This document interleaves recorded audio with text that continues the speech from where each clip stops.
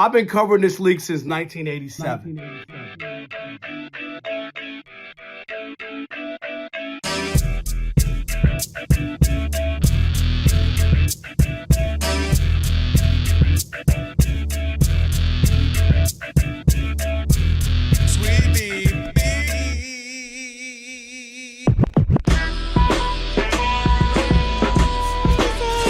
Can this sports writer and this sports fan share a radio show without driving each other crazy? Now, live from the Fox Sports Radio studios, here's Fox Sports Radio's Odd Couple, Rob Parker and Kelvin Washington. Password.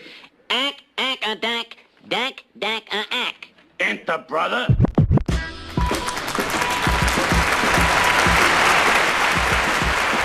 Yo, Adrian. If I can change, You already know. you can change. It is the Odd Couple.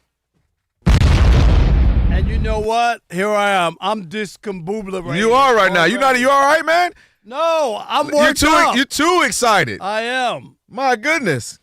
Oh, I don't even have my sheet here. What I do? All right, it is. I am so Roger, bad. this man was so excited. He wasn't even ready. I ain't even ready. You've Where's been my texting sheet? for 48 hours. You've been texting us. Here come this. I'm going to say this. I'm going to All ooh right. it. I really don't have my sheet, and I'm lost. Totally lost. Mary Mac. No. Here we go. All right, it's the Odd Couple. You got it back? No. Just put it on the glass. That sounded crazy. On a Man, I'm starting off crazy. My bad. on a Magic City Monday. That's right. It is the Odd Couple, and yes, no matter how you listen in, Okay. Fox Sports Radio, foxsportsradio.com, the iHeartRadio app, or Sirius XM Channel 83.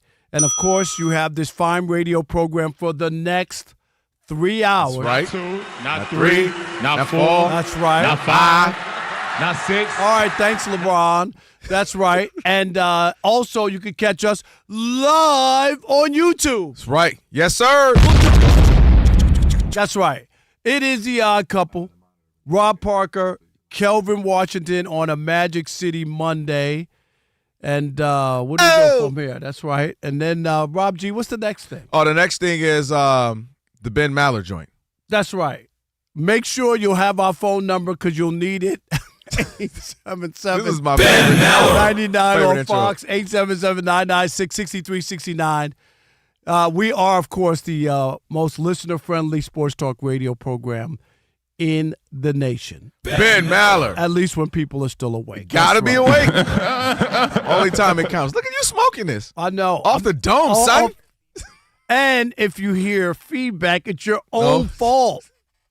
Because You got to turn down the radio. absolutely. And Say the number.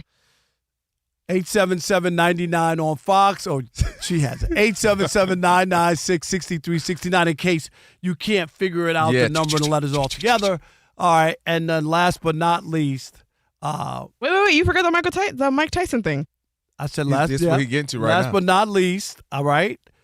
If you don't, I know you are, because I really when I don't have my script. It's funny because I literally have the script in front of me right now. His pride kicked in. He doesn't want it. Yeah, no. What's the last one right there? The Mike Tyson one. If you get to turn your radio down. No, right. And if you call in here and have a problem with what we say to you, it's tough because Well, I'm talking to you the way I want to talk to you. That's you have right. a problem, turn off your station. Oh my! And then the last I one think they is. did. with that being said, always remember. The Odd Couple was filmed in front of a live You audience. know what? Sweetie Beanie. That might have been the worst All right, intro we ever did. whatever. Was like the best It ever. is- Yeah. You never said say my name, nothing. You left out so Oh, much That's stuff. yeah. by the right. way. Say my name. Rob Parker. Say his name. Kelvin Washington. It is the Odd Couple. I'm telling you, without my script, I feel like Kelvin reading the news in the morning. This is what you would feel like if the teleprompter went down. Oh, no, I'd love that, actually. Right? What happens? Oh, because they already go, oh, Lord, he's about to go. But he's about to go anyway, off. it is a Magic City Monday, and man, I have been out there in the parking lot You have. since last night after this NFL Sunday. Let me welcome in my co-host. Did you use your sheet to wipe yourself? Is that why you don't He have is the sheet? Kelvin Washington. What up, man? What did I tell you? What did I text you guys yesterday? That you were already here and that you needed things. And I think you had things. Rob G knows I was serious too, right? I said I was officially out of baby oil last night. Clearly. We know. And you trying to ruin my good game-going experience. Let me know how excited you were. I don't want to know you like that. It was, man, so many different things to talk about. Wild Sunday, wasn't it? It really was. And the thing that I guess, we talk about a lot of stuff on here, and I'm not going to rub it in and tell you I told you so, but I told you so. Boy. I know Rob G was like, please. I know we don't want to say. Wait, which did you tell us? Which one did you tell us? The Chiefs would be eliminated. Okay, you did get that one right. Okay. That the Lions would lose and that they won't make the playoffs, and now they're still out there. But it's scarce. I ain't going to lie. Okay. It's shooketh. Big time. Rivers throws that pick at the end of the game, right? They lose, and I don't care what anybody says. Oh, well, he's 44. He didn't look that bad. No. Seattle had 6 field goals, at home, no touchdowns, and you didn't win that game? No. That's a bad loss for the Colts. I don't care what anybody tries to sell you on that. So I'm not having it. Shador has the 3 interceptions. Didn't play well, right? Can you say that? No, Did not play well. And the Ravens win big. What was that from the Bengals? I know I would expect them to lose. But that was a big game, just the way that they played and whatnot. And then last but not least, Matthew Stafford, to me, dropped in the MVP race because Josh Allen turned in another. That's We'll talk about that. 3 performances. But this is the last thing, and we're going to get into any energy in your legs? No. I want to say this, though, real quick. And I know people, I'm dead serious about this. You probably heard a lot of radio today and a lot of people talking and people writing off the Chiefs and all this other stuff. But anybody can do reactionary radio. Anybody. After the fact. And that's what I think we pride ourselves on this show. Is giving you some insight. That's why you listen to The Odd Couple. You know there was things that went on in the games on Sunday. And what'd you say? When the Chiefs were eliminated. Rob said that. Mm-hmm. No, that's. I had people tweet me, tell me, that was the first thing I thought about. Because you heard it here.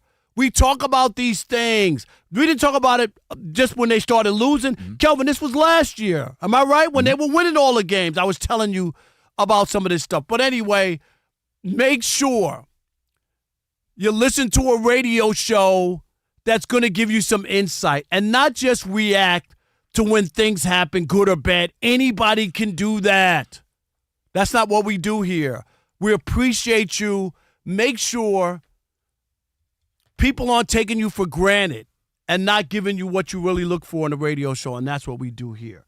All right, let's do this. Rob G, I know everybody's talking about Patrick Mahomes and, he's Tom Brady. And you ain't gonna wish him well wishes? Yeah, of course I've never wished anything bad on Patrick Mahomes. That's just not to lose, but not him, the person. For him to be injured, no, I wasn't looking for rough. that. But Rob G, a lot of people are trying to make the parallel, this would happen to Tom Brady, and then they were off for a while, 9 years, 9 seasons, then they came back and had a second run. Well, they're making that comparison for good reason, Rob, because just for context. We mentioned yesterday, Patrick Mahomes suffered a torn ACL yesterday in their, we'll call it season-ending loss because they're out of the postseason contention. Yeah. Their season's over for them. Even though all these analysts were on TV talking about they were going to run the table. But that's another story. Expected recovery timeline is 9 to 12 months, so his start of next season is in jeopardy as well. But the reason why they're bringing up the Tom Brady reference is because Tom Brady suffered his torn ACL at almost the exact same time in his career as Patrick Mahomes did. Start number 111 for Tom Brady. Start number 126 Patrick Mahomes. Both of them in their 9th season. Missed the playoffs entirely, and then the rest was history with Tom Brady. Here's the difference. There is no comparison. I sit here very confidently today in saying that Patrick Mahomes will not win again. He is not the Tom Brady scenario that we saw who went 9 years. Remember, there's a lot of things here with the Chiefs that I'm not buying. Okay. To make it equal. Mm-hmm. Bill Belichick wasn't going anywhere when that happened. Andy Reid, 68 years old, a pork chop away from not being a head coach of the Kansas City Chiefs. I'm just saying. Stop. The funniest thing, people put like voodoo on somebody. No, you put pork chops on people. I'm just saying. A Hall of Fame tight end and Kelsey's going to retire. That's Come on, true. right? They're going to lose that. And then Patrick Mahomes. Tom Brady wasn't going down in his skill set or his numbers. Go look. Patrick Mahomes has regressed for 2 years. And have you looked at him size-wise?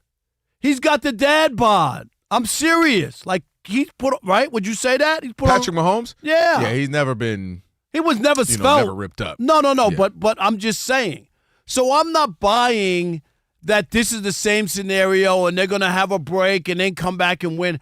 And the last part that people leave out on the Patriots in their second run was the cheating.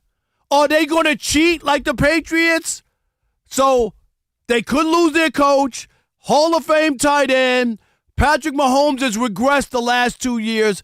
And are they going to revert to cheating, which is what saved Tom Brady, Bill Belichick, and the Patriots? I'm out on the Chiefs. I sit here confidently in saying Patrick Mahomes is done in the championship-winning business. First, I will say, you called the Chiefs not making the postseason, so you get dap from me. I'll give you dap on that. The reason why I didn't think they would be 15-2 because I thought they would lose close games in comparison to what they did last year, not be 1-7 in those, right? So you split the difference. Maybe they're 5-2. What is that? 7, 8, 5-3. Okay, that changes the course of everything for them. They're in the postseason. They're not as great as they were record-wise last year, but they're in postseason. So I didn't see that coming. Here's where I disagree with you, and I think they found themselves in a question of moving forward. He's going to be gone potentially 9 months to a year. We'll see how that works out. I do agree, Andy Reid. What does this mean? Are you ticked off? Is this a comeback? Let me find that second win. Is this a look? We had a run. On? That's all I'm about to say. We've had a great run, whether it's himself saying I'm retiring or if it's the organization saying, hey, man, we had a heck of a run. We're glad you brought you in. It worked out. Go ahead, enjoy the rest of your life. So that will be left to see in the next year or so. I don't think it happens immediately, but the next year or two, we'll see what happens there. Travis Kelce, obviously, go ahead, bro. It's time to retire. Go ahead and live a good life. You got a good life ahead of you. Go ahead, marry her up, get her right. pregnant. Go ahead, live your life. I'm sure you'll be in movies. You'll be on TV. You'll be all that good stuff. Now the question becomes, will the Patrick Mahomes era with the Chiefs be more like the Dallas Cowboys of the 90s or the Tom Brady, as you just referenced, with the Patriots? Will they win 3 of 5? You know, that whole thing. They went to a bunch, but will they win 3 and 5 like the 90s? Have stars. We remember them. We think of them fondly. Oh, man, the Cowboys of the 90s were a big team. Andy Reid, Jim Johnson, Emmitt Smith. Ain't won since. It ain't won since. Will they be that version, or will they be more like the Patriots? Get that 8-year, 9-year lull in between, refurbish, get the thing going back again.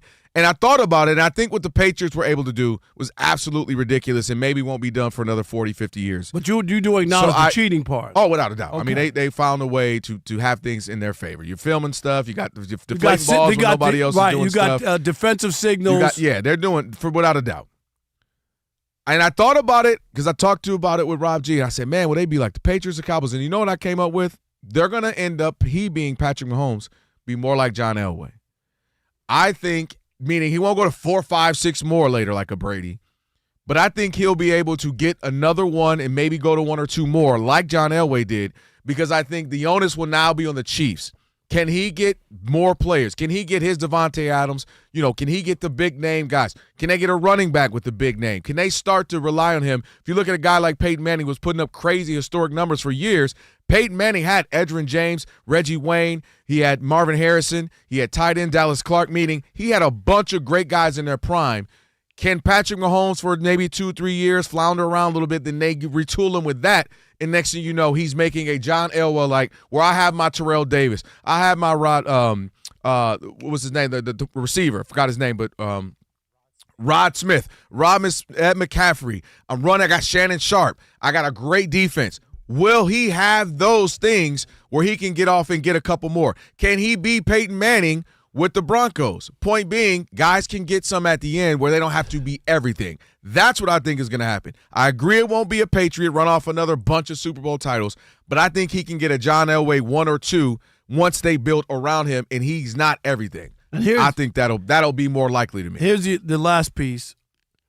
Look at all the young quarterbacks in the AFC too. Like there's a ton of guys that are in the way as they try to retool. I don't disagree with that. And that Tom Brady did not have that. Hold on. He had Peyton Manning, but that was it. I'm serious. That was his. Don't disrespect old man Rivers, Ben Roethlisberger.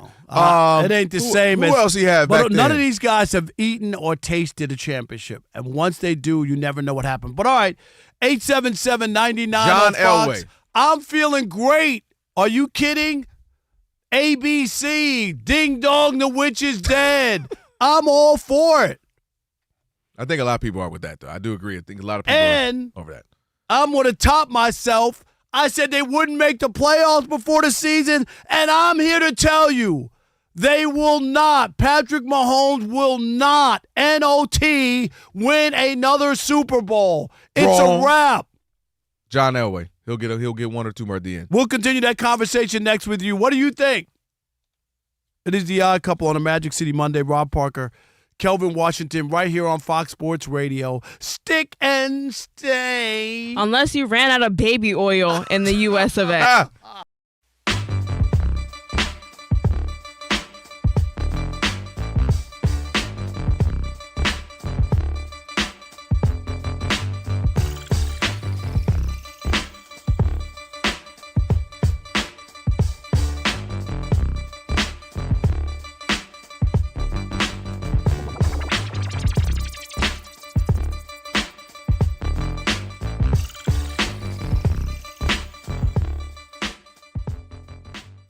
Officially, former University of Michigan head football coach Sherrone Moore has been charged with a felony third-degree home invasion and 2 misdemeanors, stalking in a domestic relationship and breaking and entering. Now, here's the details, just so you know. This is very serious stuff.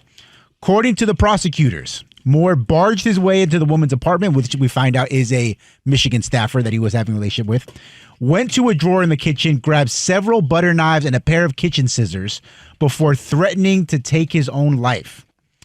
According to the report, Moore had an intimate relationship with the woman he worked with for a number of years before she broke up with him on Monday. Now, according to multiple outlets, there had been rumors of a relationship between Moore and this staffer for a long time. The school investigated it, but because both parties denied any relationship, nothing ever came of it. Mm-hmm. Once she broke up with him, she came back with the receipts, and right? He, according to this report, had a flurry of calls and texts that she did not return. He started to get very aggressive with her. Then she went to the school and reported the relationship. Here's the details. This is what led to him ultimately being fired.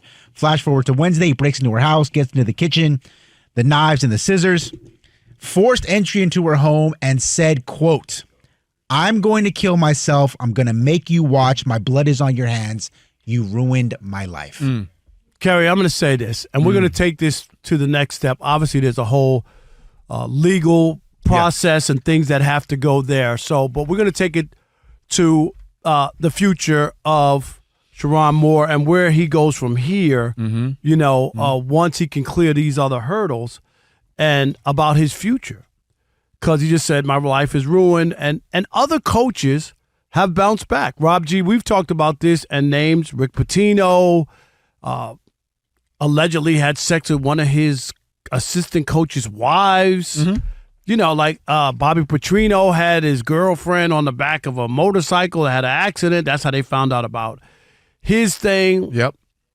Ime Udoka, obviously, in Boston with an executive's wife or something, or someone who worked with the Celtics. Yep. Now, he bounced back. He had another job. He's in Houston or whatnot. Yep. And Bobby Petrino and all these other people got other jobs. Yep. And then we start to look at Sherrone Moore and say, will he be able to bounce back from this? And I will look in the camera and say, I do not believe he will be able to bounce back from this.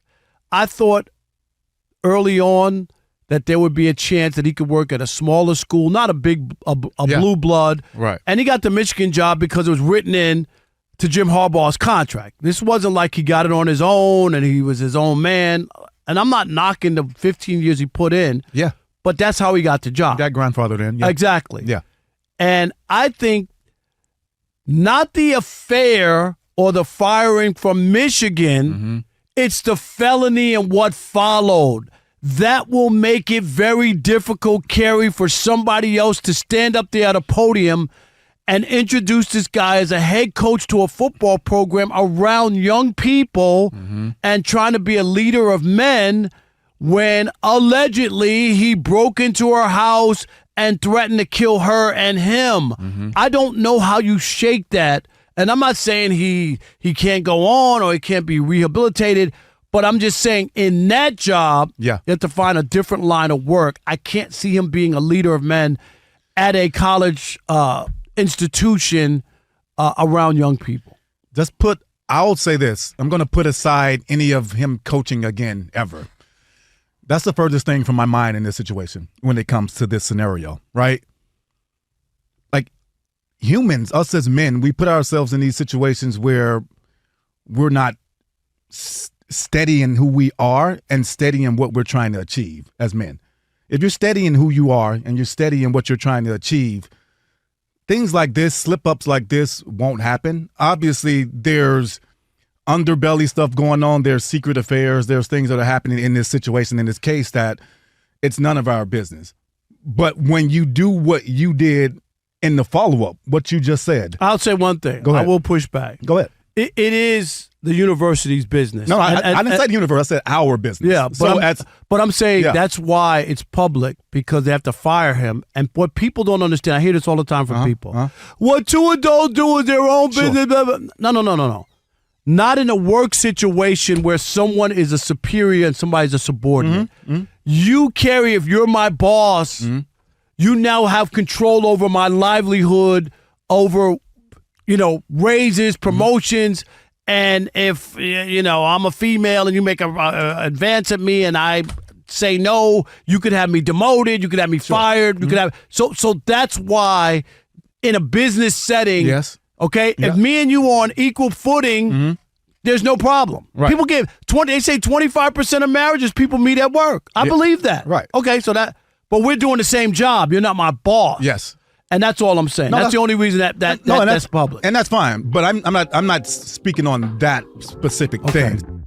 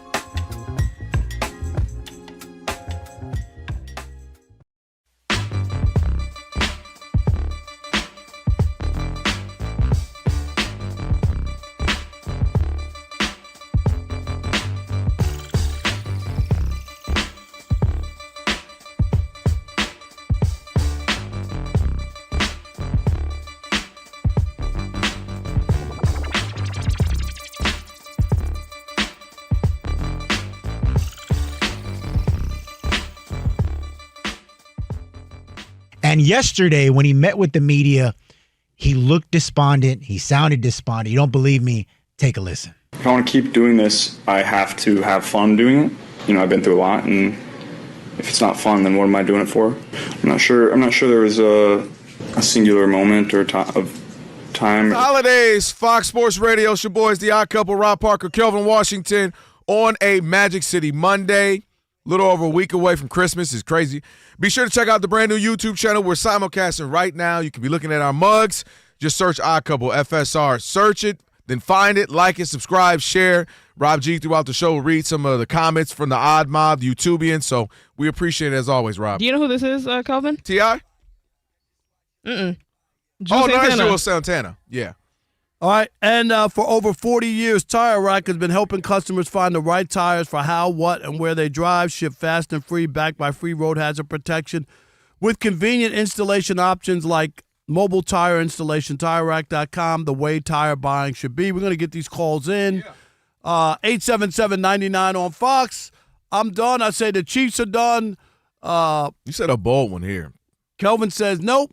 No, not just the Chiefs. You said Patrick Mahomes will never win another Super Bowl. That's a bold statement. Yeah, no. I'm just looking at everything that I've seen. And again, I said the same thing about Tom Brady, and they went to 9 years. But then, of course, the cheating came in, and they started winning again. 877-99 on Fox. Who we got? Justin in Bermuda. You're on the Odd Couple Fox Sports Radio. What's up, Justin? What's going on, you guys? How are you? Yo. International. Yeah, man, it's all good.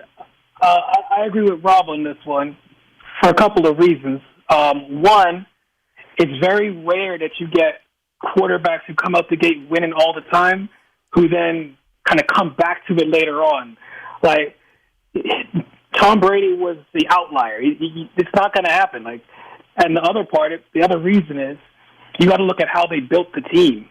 The general manager and all those guys who built that team, a lot of those guys are gone now. And so for Kelvin, he should be happy because John Dorsey was the guy who initially drafted a lot of those guys, and he's in Detroit. So, they've been pretty bad at building the offensive line, keeping Mahomes healthy in the big games. Like the Eagles teed off on him in the Super Bowl. I just don't see it. They're not built to last. I'm with you. Appreciate the call. Thanks from Bermuda. Both tripping. Jordan from D.C., you're on the Odd Couple Fox Sports Radio. What's up, Jordan? Oh, hey, Rob, Kelvin, how you guys doing? Doing well, man. Happy holidays to you. Great, yes. Oh, thank you so much, guys. Happy holidays to you. When assessing the Chiefs, I agree. I don't see them as being the Brady Patriots where they're going to rip off a bunch of championships, but I also don't see the 90s Cowboys where we're never going to see it again. If I had to make a comparison, I would probably say the Warriors. We're moving into the Warriors post-KD. I could see them maybe sneaking into one Super Bowl, getting one more, but the days of ripping off three appearances in 3 years, 4 appearances in 5 years, I think those days are over. I think they're going to be a kind of like a middling team, and maybe they can rip off one more just because I think Mahomes is that good. That's exactly my Thanks, point. Jordan. That's why I said Elway. He went to 3. Well, I just want you to know before Mahomes showed showed up, Kansas City didn't win a Super Bowl in 50 years. I'm just saying. But that means he's that guy. No, but I'm just telling you, it doesn't happen as often as people would want to believe that it happens. And usually you have a lot of things have to go right. You have the right coach, situation. I agree with that last call. But I get what you're saying, but there are certain people that are magical. I think it's harder than you think. Tim in Atlanta. Chili Tim, you're on the Odd Couple Fox Sports Radio. What's up? What's up, Rob? What up, Calvin? What up, Chili? So, Rob, usually you and I are kind of, we agree most of the time, but I'm going to, just a couple points here. Just a little, I think I might agree with Calvin because. Chili, wait, Chili. Ain't no mic. Just say it. It's okay to say it, Chili. Come on, you agree with me. Okay, Calvin. I will agree with you at some point, and this is why, because I heard you say earlier about, the young quarterbacks. The only really 2 young quarterbacks are Drake May and Bo Nix. Trevor Lawrence, C.J. Stroud, these guys, he's already beat. They could never beat him before. Plus, now this is what I would do, Kelvin. Now this is why I say I would agree if the Chiefs take this route. I would let him sit out as long as possible next year and get draft picks from this year because they should pick top 10, top 12. Maybe find a bridge next year, get it, maybe another top 10, top 12 pick. Use those draft picks to build because Worthy and those guys, they're young enough. They really have a young team. And then you have a lot of guys on, 3-4 year contracts right now. So if they play it right, they can do it. But I think it requires him not rushing him back. Just kind of deal with it where you are right now. You're going to suck for another year or so.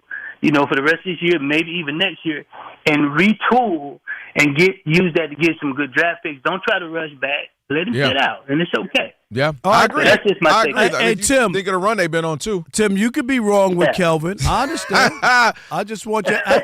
Have you looked at Kelvin's football picks on the Pigskin Don't worry about Pickoff? it. I told you what's about to happen, didn't I? Hey, Rob. Yeah. Every now and then, he can be right every now. Okay, all right. You and I mostly agree most of the time. That's why they calling you crazy, Chili. You agreeing with Rob, Chili? Hey, Rob G, I want you to jump in and we're going to take Casey and then get to Steve DeSager. But Rob G, their cap situation is not good. $40 million over Oh, right now. 2026, even with just the top 51, which is like the rest of the bottom guys you can move around. Right. $35 million over the cap. Here are the cap numbers, some of the Patrick Mahomes coming up for torn ACL's cap number is $78 million. Wow. Chris Jones, 32, who has been declining the last couple of years. $45 million. Jawan Taylor, one of the worst right tackles in football relative to salary, $28 million. So, like, if you look at their offensive line, the right tackle cap number 28, right guard 25, swing tackle 19. So it's not like they haven't invested in the offensive line. They just hit on the wrong guys. Exactly. That's true. Real quick, Casey in Oregon, you're on the Odd Couple Fox Sports Radio. Wanted to get you in. Thanks, buddy. How are you? I'm good, guys. Happy holiday. You too. Holiday. Thanks for taking my call. Yes. I'm going to agree with Rob here. I think the Chiefs will, Pat Mahomes will never play in a Super Bowl again. Look at all these young, talented quarterbacks. Herbert, May, Jaden Daniels, Caleb Williams. Guys, never forget how hard it is to win in the NFL. And I think Andy Reid's going to be gone in a year or two.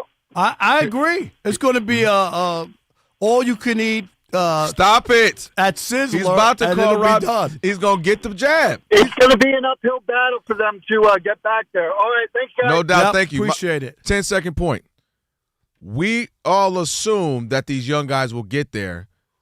Tom Brady didn't allow a lot of guys to get there. Jordan didn't let a lot of guys get there. I'm saying meaning they won so much. They were right there. It was essentially Tom Brady and Peyton for a very long time competing. Rex Grossman went to a Super Bowl. Yeah, you brought the NFC. I'm talking about the AFC. I'm but talking about when you own a conference. All right. Steve DeSager, going to get a set on what is trending. Hey, Steve. Hello, 8:15 Eastern kickoff for the Monday Night Football matchup. Pittsburgh hosting Miami. The Steelers 7-6 so far. Dolphins 6-7, and Steelers running back Jaylen Warren is active for this game. He was a late add to the injury report to illness. He is active for this one, but defensive tackle of the Steelers, Derek Harmon, is not active tonight due to a knee injury. Also out, offensive lineman Andrus Peat due to concussion. The Dolphins are coming off a win at the Jets in which they had a season-high 6 sacks, their most in a game in 2 years. Dolphins usually don't win in cold weather. It was 41 degrees at kickoff at that last game. It's under 20 degrees in Pittsburgh tonight. The Jets fired defensive coordinator Steve Wilks, who was in his first year there. The team is averaging 28 points per game and still has no interceptions this season. The Colts will start quarterback Phillip Rivers again next Monday night against the 49ers. Washington shut down QB Jaden Daniels for the rest of the season. He aggravated his dislocated left elbow a week ago. Marcus Mariota will start still. The Bengals are due to keep starting quarterback Joe Burrow, even though they've been mathematically eliminated. Packers defensive end Micah Parsons has a torn ACL. The MRI confirmed that today. He led the NFL in quarterback pressures this season. Chiefs quarterback Patrick Mahomes is expected to have surgery later this week on his torn ACL, but there's no major damage to his other ligaments, the team says. So Kansas City quarterback Gardner Minshew is expected to start the Chiefs' final 3 games. The team was eliminated from playoff consideration yesterday with the loss to the Chargers. Denver plays safety Brandon Jones on IR with a pectoral injury. Texans defensive tackle Mario Edwards is out for the season with a torn pectoral. The Falcons are hopeful wide receiver Drake London will return this Sunday. He's missed 4 straight games with a sprained PCL. Rams wide receiver Devontae Adams could miss Thursday night's game at Seattle with his bad hamstring. He's considered week to week, according to NFL Network. Bills kicker Matt Prater is out this week with a quad injury. Florida Gators quarterback DJ Lagway will enter the transfer portal next month, and reportedly Nebraska quarterback Dylan Raiola will as well. Back to you. All right, Steve, thank you so much. Odd couple Rob Parker, Kelvin Washington on a Magic City Monday. And every goal starts with an assist on and off the field. That's why Haleon and U.S. Soccer are launching For the Assist. It's a celebration of everyday acts that support and that help people achieve their goals with iconic brands like Sensodyne, Tums, Voltaren, Advil, and Centrum. And if you want to learn more, go to HaleonAssist.com. Rob G., the some good football, some good comebacks, some good games. We had some bad news for a couple of players. We just talked about one in Patrick Mahomes. Another one, Micah Parsons, got some bad news official today. Yeah, it's really unfortunate. It's rare that you see two guys, especially of that caliber, suffer the same injury in the same day, but MRI confirmed Micah Parsons will miss the rest of this season and potentially starting next season with a torn ACL. It was a non-contact injury. Going after Bo Nick tried to get a sack in that game. It was a great game, and then as soon as he went down, it was like the air was taken out of Green Bay sails. They go on to lose that game, and I told you Jerry Jones and the Cowboys won. Their outlook for the rest of the season looking a little murky. Hold on. Thank you, Rob G. First of all, I was going to talk about that whole thing. I'm so tired of the Jerry Jones got it right crowd right now. For 3 weeks, they looked all right. They beat the Eagles. You know, look at there they go. We all owe Jerry I don't owe Jerry nothing. They look worse than they did with Mike McCarthy. Points, Mike McCarthy went 12-5 3 years in a row, and then they let him go. And when Dak was healthy, man, I digress. But no, getting back to Mike and the injury, obviously it's a tough blow, and nobody wants to see anybody go down. Like, that's not how you want your teams to win. But I look at this as, man, he was that icing on the cake for them. He was that thing. They've been a good team under Matt LaFleur for some years. They've been a good team last couple with Jordan Love. This was that thing that got them over the top. This was their Mariano Rivera. You love baseball, dang it, that was their closer. That was the guy that came in and you said, all right, we're up 7, we're up 4. You saw what they did to the Lions. Lions had a chance to come back. Micah Parsons running through there, making big plays towards the end, and that was a difference maker for them. You look at the defense, what they've been able to be, obviously with him a part of the team. And defensively, you're talking about scoring. Top yards allowed, they were 4th in the NFL. 5th in points allowed. They are top 5 in a couple other categories as well, and 6th in the league in rushing yards allowed, so on and so forth. So he really was able to be just that catalyst. Not that he was Bruce Smith, the return of Reggie White, but he played, obviously, we know he's been the most double and triple team throughout this league. So losing him to me now makes them the same Packers they have been. Good, but they won't make it anywhere in the playoffs. Good, but they won't make it to They won't make it to the NFC Championship game, which ultimately, of course, is trying to get to a Super Bowl. Because to me, they just go exactly back to what they have been. He was that missing component that made them dangerous. Not good. They're good. He made them dangerous. Without him now, yeah, I'm not convinced that they can't win without him. I mean, I understand what you're saying and his talent, but I can't write them off totally. Hand me your pen. Okay. Well, you can go ahead. You can write them off or whatever. I'm not here to write them off yet. That was my Super Bowl pick. Ain't writing them off, but you writing off Patrick Mahomes? Yes. He's won a lot, and there's a lot of things that's there's a lot of stuff that goes with it. Now, my only thing is, I'm not convinced. They were my Super Bowl pick, which I'm not changing. Mm-hmm. And Rob G, I think I picked them before the trade. If I remember you did. Correctly. I think you did. And so I like what they had, and obviously, like you said, it's frosting on the top, extra frosting. But I wasn't ready. I had picked them. And I picked the Lions in that division not to make the playoffs. There was all these things that I liked about them, but we'll see. I'm going to stick with them, but it's a blow. There's no doubt. I'm not trying to act like he doesn't have any talent or he doesn't. Him not playing doesn't matter. But it's not. Oh, the season's over. Fold up your tent. You got no shot at winning. I'm not there. No, listen. They're a good team. That's why I said they're good. But to me, he made them. Ooh, that's a dangerous team. If they're going, if Jordan Love is having one of those games and if they get up, 7-10 points and they got an ability to go rush the quarterback. And a lot of guys on that defensive line and some of those linebackers were eating because of him. He's getting blocked double, triple team so much that it was helping them out. So to me, they go back to where they were. But the Lions lost Hutchinson last year. Great point. Okay, went 15-2. Mm-hmm. Home field, the whole 9 yards, and they almost look like they didn't miss him. And we know what a talented player he is. So I'm just trying to. Can I tell you why? Well, but I'm just saying, like it tells you that people, the next group, you just have to regroup, and that's a perfect example. Because in the Lions, while he comes back and they give him all this money, and all this other stuff. But if you really look last year where they were, they did okay without. They did. The only difference, I think, and this is weird. We've talked about this before. Two teams that keep losing players, big-name players all over. I mean, shoot, they lost Brian Branch a week ago, and they look, they compete against the Rams.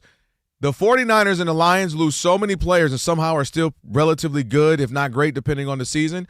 They just because the two teams that are so tough and physical. They run the ball, they practice hard, they pads all day, all week. And it's no wonder those are the two teams that get hurt. In fact, they might want to reconsider some things so they can actually have players not be so hurt all the time. My gosh, triage for the Lions and the 49ers. All right. Yeah, on the way. Shekel City. We got also play of the day as well. And we got to get you ready for a big Monday Night Football because there's a team that's been doing all right. Nobody's really been talking about. They've been won a bunch lately, a handful of games. We'll talk about that next. It is the Odd Couple on the Magic City Monday. Rob Parker, Kelvin Washington. Stay with your boys, Fox Sports Radio.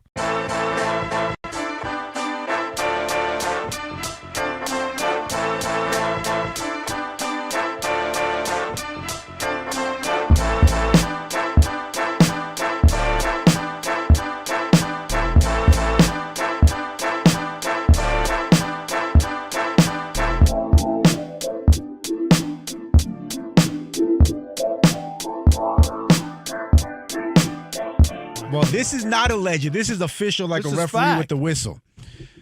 Bill Belichick, after one horrible season in North Carolina, is cleaning house. He has fired offensive coordinator Freddie Kitchens and special teams coordinator Mike Pryfer, leaving only one coordinator left from his first season in Chapel Hill. Who would that be, RJ? That would, of course, be his son, Steve Belichick, the defensive coordinator.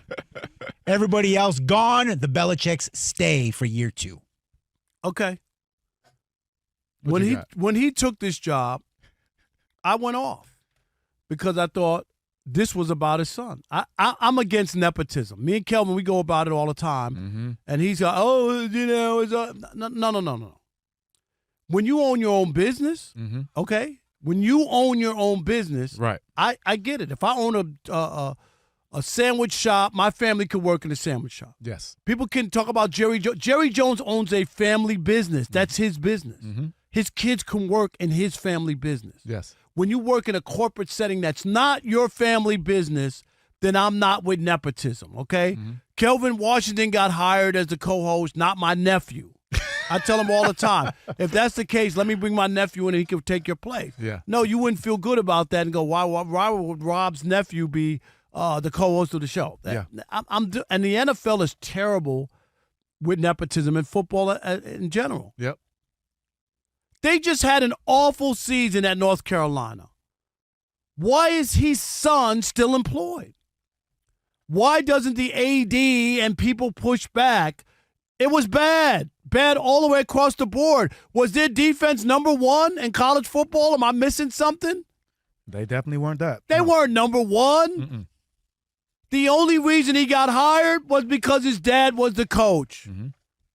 The only reason he didn't get fired was because his dad is the coach. Mm-hmm. In Detroit, I got in trouble with Rod Marinelli. You remember that? Because Rod Marinelli's son-in-law was the defensive coordinator. What you say, Rob? What you say to him? I ain't going to get back in there. Rob G, you remember that? Everybody remembers that. It was a press conference. It's famous. I'm going to say this without saying it. Yeah. When they make the list for the 3 greatest questions ever asked at a press conference, I'm going to be 1 or 2. Because one of them was a woman asking, why am I blanking on his name? On Washington's quarterback, Doug Williams. One of the questions, you remember this? She asked him at the Super Bowl press conference, how long have you been a black quarterback? So that's one. That's number 1. Yeah, you're not passing. That's what I always say. You won't pass that one. How long have you been a black quarterback? You won't pass that one. So I had a question to Rod Marinelli. But anyway, my point is, and it was because his son-in-law was the defensive coordinator of the Lions. That was the year they went 0-16. Oh, wow. And the game that I had the big blow up and the whole thing was the Lions played the Saints. Mm-hmm. They scored on every offensive possession. The only time they didn't score was when they kneeled down to end the game because they were in the red zone. That's how That's how. So it's the mercy rule at the end. Okay, as well. you know what? They just kneeled down. They could have scored. Yeah. But they just kneeled down, and I get it. And my point is, this is why I'm not cool with nepotism. Yeah. Is that there's some defensive coordinator out there who's worked his butt off for an opportunity, would love to be that at North Carolina. Maybe he can fix the defense, but he can't get the job because Bill Belichick is holding it with his son, who may or may not be qualified. I'm not going to sit there and say he's not qualified. Yeah. That's what But the reason he has the job is because of his pops. Yeah. And so this is just another one. It feels bad. It stinks. And if you're the AD, this is why you can't. This is my pushback on these schools that give coaches carte blanche and allow them to do whatever they want. That's why I think you have a lot of problems on college campuses with these coaches. And we mentioned all these coaches who had problems at Louisville or whatever, and Rick Pitino and Bobby Petrino. Like seriously, because they walk around and they have carte blanche and no one's going to step to them. And there's no reason that Bill Belichick's son should still be employed. Really, after that season?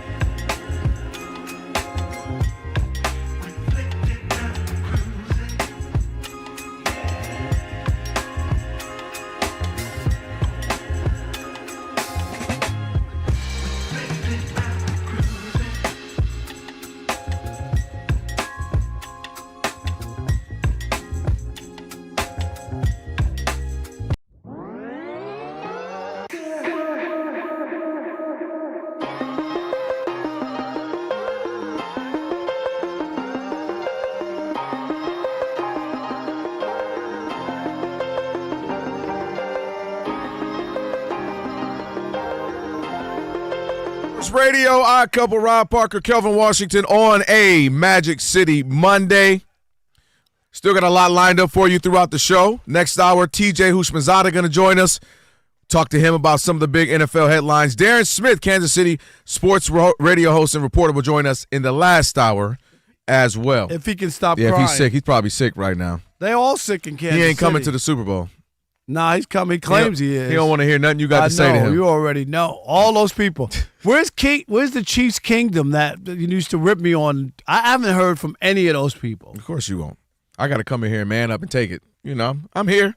All right, let's get to it. It's time for your Tire Rack Play of the Day. First down and 10 of the 22, they call it. Snap, play fake, rolling to his right. Caleb running out of time. Gonna gun it into the end zone. Back of the end zone. DJ Moore. Touchdown Bears. You thought that play was a throwaway.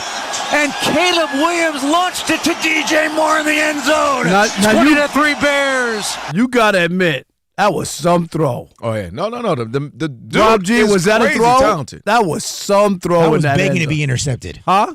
I know. That pass was begging to be intercepted. No doubt. Because there were three defenders around. I don't know how that ball got in there. Rolling to your right, back across your left, through three defenders in the back of the end zone. That was unbelievable. We're going to be on a ride with him. He's going to have some of the most amazing plays, and he's going to couple of blood. We're like, why would he throw that? But he is crazy talented. Somebody said he's dag near fast as Lamar, and I had to sit with that for a minute.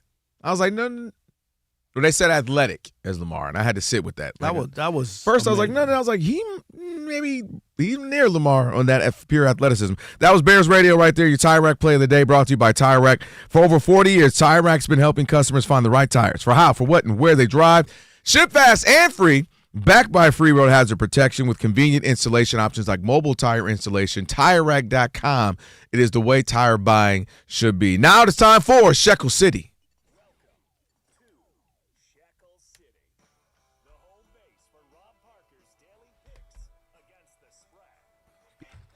All right, on Friday I was 2-1. That brings my record to 95 and 85 on the year. You made some shekels. September. Here we go. Tonight, best bet. I got the Knicks -2.5 hosting the Spurs at Madison Square Garden. Okay. I'm going to take the Clippers -4.5. They host the Memphis. I was about to say, in L.A. They favorite 4.5. Their favorite here in L.A. And then I'm going to take Denver, who's the underdog at home. Denver +1.5 taking on the Rockets. So I got Denver +1.5, Clippers -4.5, and the New York Knickerbockers 2.5. And remember, Kelvin, I'm not telling you who to bet on. I'm telling you who I bet on. All right, there you have it. Monday Night Football. This is it's a big game more so for obviously the Steelers because the Ravens. I mean, you saw what they did to the Bengals, and they're on the hunt to try to win that division. Right now. They're only one game out, right? Exactly, and they play again too. So it's not like they don't have a shot at it. You kind of own your own destiny if you're the Ravens. If you can win out and obviously beat the Steelers again. But they're playing a team in the Dolphins who. They kind of just because we kind of all wrote them off earlier. They're not as if they're going to win anything, but I mean they've won. They've come back. Yeah, they're sitting 6-7. They've won the last 4 games.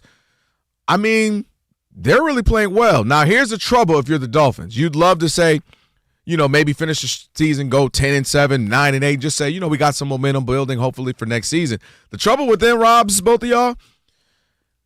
Tua is 0-5 when the weather is below 40 degrees. And it is below 40 degrees in Pittsburgh. And so, I mean, obviously he can try to break that record, but it's difficult for them. Boys who love that warm weather, hate playing outside in the cold in December and January. It's a real thing. And so they're below 40, and he's 0-5, so he's has a chance to try to right that ship. But this is big for the Steelers, man. You're up 1 or against the Ravens, and the Ravens are kind of surging. And to your point, Joe Burrow and the Bengals had looked pretty good the last couple games, even in loss. Oh, that's a good win for the Ravens. To leave them, to blanket them, and that's a big win for them. So Steelers got to get this one. Yeah, I mean, they got to feel good about it, right? The Steelers? Yeah. They're at home. And it's cold. And they just got to do what they need to do. The Dolphins have had a nice run, 4 in a row. Are they going to win 5 in a row? I don't know. Matter of fact, I want to add that to Shekel City. What is the spread? Did you see it? I don't have that in my Rob face G, right now. What is it? The Steelers -2.5? I'm going to guess. At home. That's a good guess, actually. It's probably, I think it'll be less than 3. It's been bet up to 3. What is it? It's been bet up to 3. It's been bet up to 3. So it was 2.5. I'm just guessed. I really didn't. I'm going to take the Steelers -3. Okay. I'm going to take them -3 in this game, and they win by 5 or 6. Not the full 7. DJ, he's playing. Is he okay? Metcalf? I know he's been. Yes, he's playing. Yeah, the he's big playing. concern was Jalen Warren coming in. He has a flu, but they said he's going to play tonight, so they're calling it the Jalen Warren flu game. As fans of teams. Lord have mercy. Just everything, right? Okay. Yeah, you got to settle down. Michael Jordan rolling around in his rocking chair. It is the fantasy right football playoffs, Rob. No, it's still no. That flu game is reserved for incredibleness. By the way, that flu game is the biggest crock in the history of Chicago Bulls basketball. So we call it the bad pizza game? No, my man was hungover. Don't say he had the flu. Don't say it was bad pizza. Just say that he was out late per the usual. He was Michael Jordan. Was he? He's a drinker. I don't know him as a drinker. You know what I mean? Like a boozer. Well, I can't tell if you're joking or serious right now. Is he a big You're joking, boozer? right? No. Have you seen the color of his eyes? No. Well, a boozer? Rob, after every game, he didn't even wait to get to the crib or a sports bar. He literally was cracking them things open while with a suit on. Right. But I'm not. That doesn't make you a boozer when you say he was hungover. That's all I'm saying. I'm talking about Michael Jordan. My man liked to party. Michael Jordan took his craft very seriously. Oh, no, that's not okay. The So debate. that's what I'm saying. When you're saying that he was hungover, I don't believe that. I believe it was the pizza. You see what I'm saying? I don't believe that. But hey, Rob G, ailment, whether it be self-inflicted or pizza inflicted or the flu inflicted, he still balled out. He did. Even there almost might be more remarkable. Why didn't Scotty do some more? Like, no, you got it. I know you're not feeling well, but you take care of it. Because that's Mike. So Scotty could do something. Last time Scotty had to do something, he had a headache. Remember, it was the game pressure. The pressure was getting to him. I covered that game. The pressure was getting to him, Rob. I know he's still mad about it. We are Fox Sports.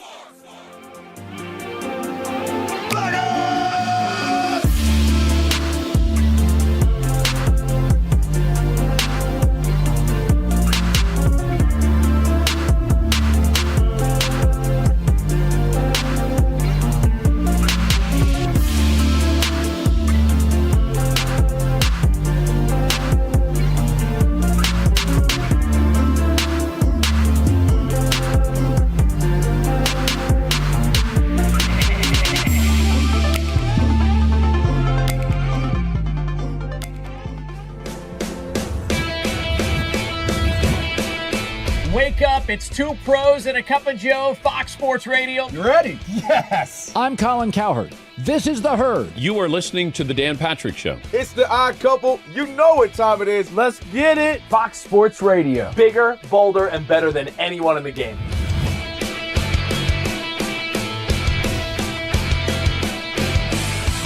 Fox Sports Radio is the #1 sports audio network. Diverse, fun, entertaining, and driven by the big sports topics of the day. They had to bolster the offensive line, which they did. You finally said something right. Congratulations. That game was incredible. You are wrong. You could take that trash somewhere else. Wham! We have a very special connection with our audience, our listeners. People feel that friendship. And I appreciate y'all so. I love it. It's all for you. Thank you. I'm your favorite fan. Thank you. Love you. You're very talented. You're the best. Thanks for taking my call. Sure. Great show. Thank you, Jim. You sound like Joe Pesci. How am I funny to you? I can't help but notice that the W-2s for the quarterback look a lot higher. That's because we're worth it. You gotta be kidding. He never was an elite quarterback. This team is unstoppable. He made the right call. You know that's right. LeBron James is a legend. No, he's not. He complains all the time. You say Brady's the greatest quarterback of all time, but Eli Manning beat him twice. Wrong. For 25 years, Fox Sports Radio has dominated the sports audio landscape with the biggest talent and the best programming available. We talk sports and we have fun doing it. We talk about life. Sports radio is where you go after the games are over, and then the discussion begins. If the Chiefs win. Sorry, Patrick Mahomes here. What do you mean by if the Chiefs win? It is live. It is unscripted. No other medium can touch that. And that's what makes it special. Yes.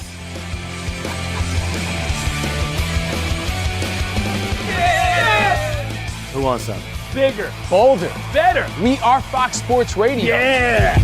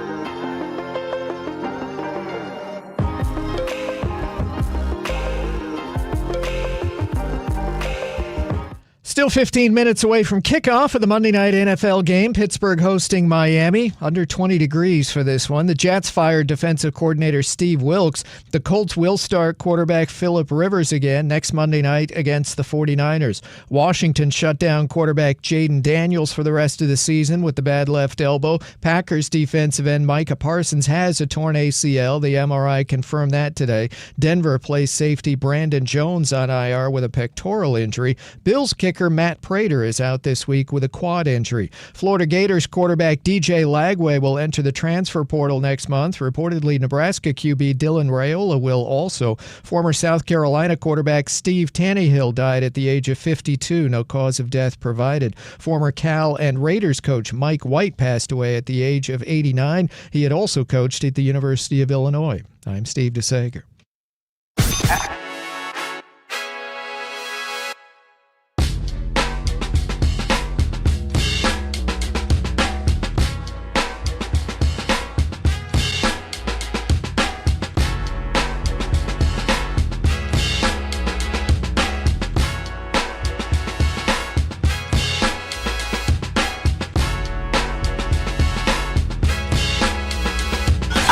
Can this sports writer and this sports fan share a radio show without driving each other crazy? Now, live from the Fox Sports Radio studios, here's Fox Sports Radio's Odd Couple, Rob Parker and Kelvin Washington.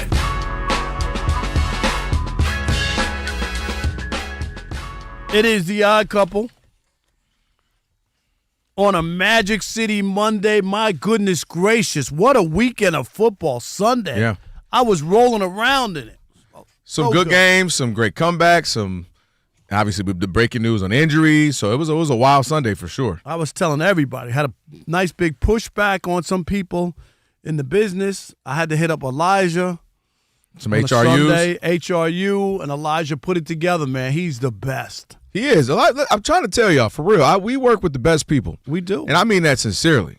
Like, everybody here is crazy talented, for sure. When I'm blossom into the person and company and everything that I want, I'm going to hire Elijah away from Fox Sports Radio. Oh, I already told Rob G. What did I tell you, Rob G? Rob G already know. What? He coming with me. Oh, he leaving? Oh, yeah, Rob's not even a question. Like, you can put the camera on me, Rob G. Whenever I leave. Not saying it's no time soon, bosses, but yeah, Rob G coming with me for sure. Rob G, you going? You're not going. Where are you going? As soon as someone offers me a nickel more, Rob, I'm out. And I'm gonna treat him right. I'm gonna give him a good $1.50 more. Yep. Walmart. Unbelievable. Post office. $1.50 more, Rob G. We out. City boys, we up.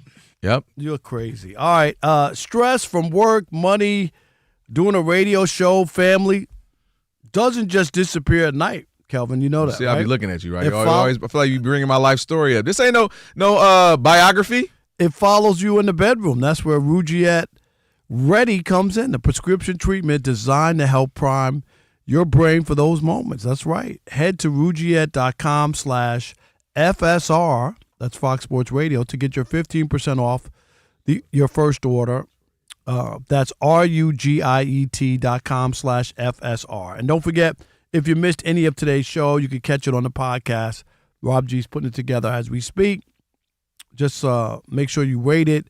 Give us at least 5 stars. And after the show's over, you get a full version of the show and a best of version as well. My buddy Ben in New York, he says the best of version is great, and he listens to it. That's his. Shout out to Ben. Yeah, double dribble. Thought you were talking about Ben Maller for a minute. No, Ben double dribble. Well, I talked to Erin the other day. She's hold on. You didn't and Ben? Because that was a solo count. You said I talked to Erin. I talked to Erin. I didn't say I talked to Ben. I'm just trying to get some clarifications in these streets. So, okay. That's all. I wanted her to, she wasn't feeling that well. So so now you know what's going on with her temperatures and her chicken noodle soup situations. Okay. TJ Houshmandzadeh coming up in about 26 minutes. Wasn't feeling well. I just sit around, I DoorDash for some soup.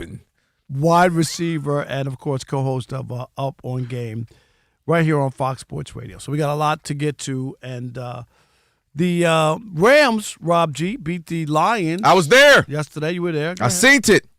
I wasn't mad. Rob G knows the pick. You know, my pick'ems. I picked the Rams to win. Believe it or not, I did pick the Lions to lose.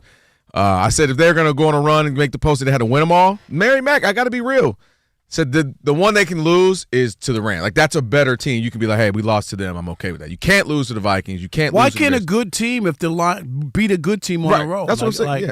I'm You just saying why can't they? Yeah. I just don't think I don't think they losing, win that game, you feel way better about their chance of making believe it or not, I like the way they played in that. But losing Brian Branch, the week we walking into that, I was like, that's just gonna be tough, man.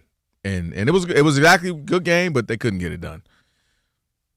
Rams got some fans now. When y'all win it ain't quite what you think, but Rams trying to get some fans now, Rob G. A little bit. It's not a full house yet, but they're trying to get some fans in SoFi Stadium. Yeah, I mean, you guys talked about it. The MVP race heating up, and Matthew Stafford has been the favorite most of the season. Him and Drake May kind of battling it out right there. Matthew Stafford, surprise, surprise, supplanted himself once again as the odds-on favorite to win the NFL MVP. He's currently a heavy minus 300 favorite, according to BetMGM. Lamar Mitchell, friend of the show. And if the way things are going on right now, of course, they got a big game this Thursday. Devontae Adams questionable with that hamstring injury. This game on Thursday between the Rams and the Seahawks not only could determine the NFC West champion, the 1 seed in the NFC, and the MVP all coming up on Thursday. Because if he has a stinker in that game, that could alter. Huge game for Matthew Stafford. Rob, I watched that game. I was there, obviously, and I just saw Matthew Stafford continue to have a season like he's never had. And Matthew Stafford has had really good seasons before. And I think a couple of reasons why. He did throw an interception to start the game, right? He did throw an interception. Yeah.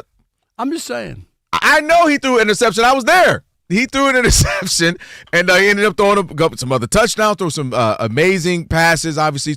Ended up with 300-plus yards, 3 touchdowns, I believe it was.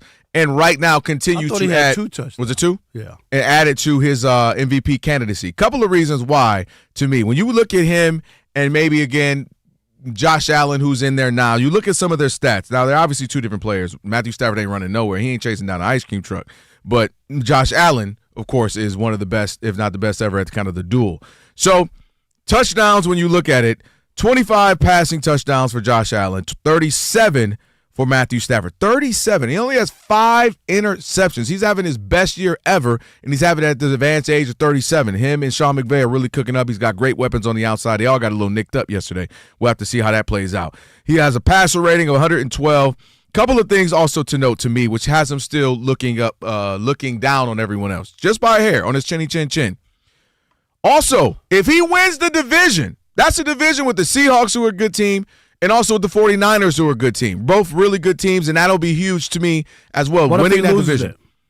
Well, I think that's the ceiling. If he wins that, you win that division, your stats say they keep about the same where they are, the trajectory. To me, that's the winning thing. He would have won a very tough division. So if he loses, he's not the MVP. Now I got to see how everything plays out. Okay. But that to me is I'm just asking. No, I got you. That to me seals the deal. You win this NFC West, which is incredibly difficult, and you're still putting up these incredible numbers. Again, I said 37 touchdowns, 5 interceptions, and again, we've been hearing it even when he was in Detroit. You were hearing it. He's your favorite quarterback. He's your favorite quarterback. He's the guy. He's a gunslinger. Look at that arm. Most talented. Look at his passing ability. He finally will have an opportunity to add that to his award-winning trophy shelf at the house. And I think a lot of people would want to crown him that. I think a lot of people would enjoy that storyline. Look at the old man, the old gunslinger, having his best season ever at this advanced age, at 37. Getting maybe potentially the number 1 seed in the NFC. So I think that, to me, still keeps him ahead of anyone else, is the numbers themselves, which is incredible numbers. The fact they're leading division, possibly can win one of the toughest divisions in football. They might win their conference as well, tough conference as well. And so, to me, he's the leading candidate right now, Matthew Stafford, still. Matthew Stafford lost the MVP yesterday. He is not the favorite to win the MVP. First of all, yesterday against the Lions, he didn't do anything special. Guess what? The Lions have given up 1,377 passing yards and 10 passing touchdowns their last 4 games. Opposing quarterbacks have thrown for at least 360 yards in 3 of the last 4 games. So he didn't do anything special. He's doing what everybody has done against the Lions. Here's why Matthew Stafford lost the MVP yesterday. Because we saw another game of the year from Josh Allen. He's down 21-0 on the road to the best team in the AFC. And he engineers an unbelievable comeback. All right? Mm-hmm. He did it in week 14 against the Bengals. They were dead. He brought them back. And week 1, can we not forget that game against the Ravens? Ravens put 40 points on them. And guess what? Josh Allen rallied them in the fourth quarter, and they won that game. In those 3 games of the year, are you ready? Yeah. 332 yards per game. 11 total touchdowns and no interceptions. And I'm going to tell you, this is going to remind me of the year when Aaron Rodgers beat out Tom Brady for the MVP. You know why? Why? Tom Brady had bigger numbers. Tom Brady had 5,316 passing yards and 43 touchdowns. Aaron Rodgers had 4,115 yards and 37 touchdowns. They had the same record. But guess what? Aaron Rodgers had bigger wins.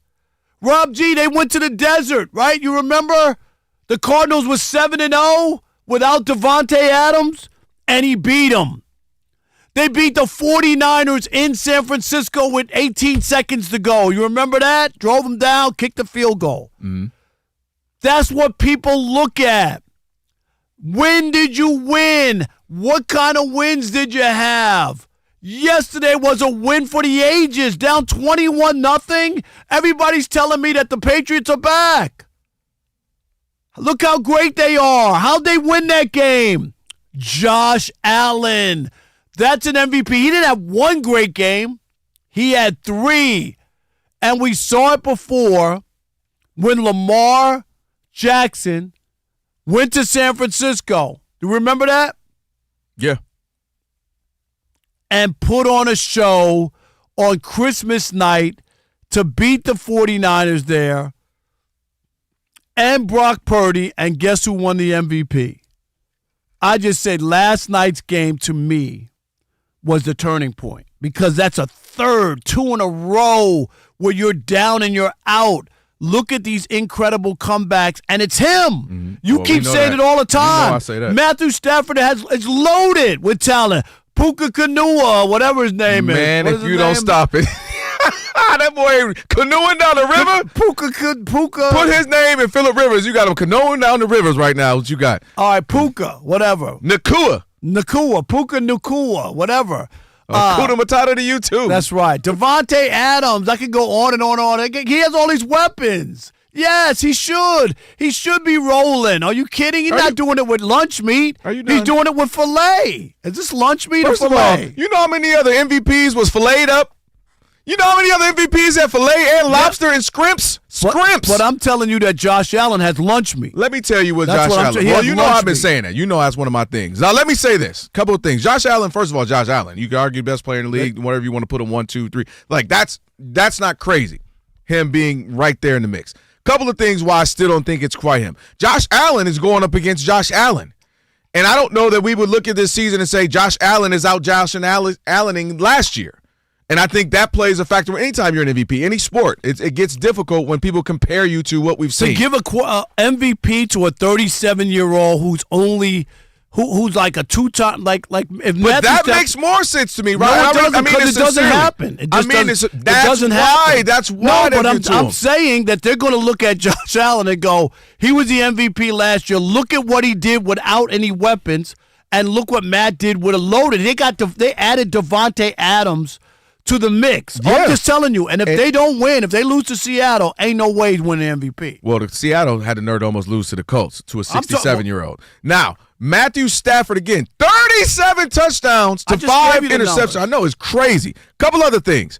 You got some bad losses. You got the loss to the Falcons, if you're the Bills. You got the loss to the Dolphins early. And then you had had to come back against the Bengals as well, is one of the games you just mentioned. So those, to me, are games where I say, if you're superior, why are we doing this? Why are we struggling against these teams? Why are we losing to the Falcons and Dolphins? You don't blow out everybody. It's called football. But again, we talk about this. When I have to nitpick between people, Rob, this is what you have to do when you start talking about two greats. I got to nitpick, right? You're going to say Matthew Stafford threw an interception in the beginning of the game. Well, he balled out the rest of the game. So you got to nitpick, and that's what I have to do with Josh Allen right now. And also, he had some middling games this season where he was all right, wasn't great. Like I told you, wasn't great against the Falcons. Had a couple of games where, wasn't anything spectacular. So to me, I think there were too many games where Josh Allen was just, and now he's starting to have some good ones. He is incredible, or good to great.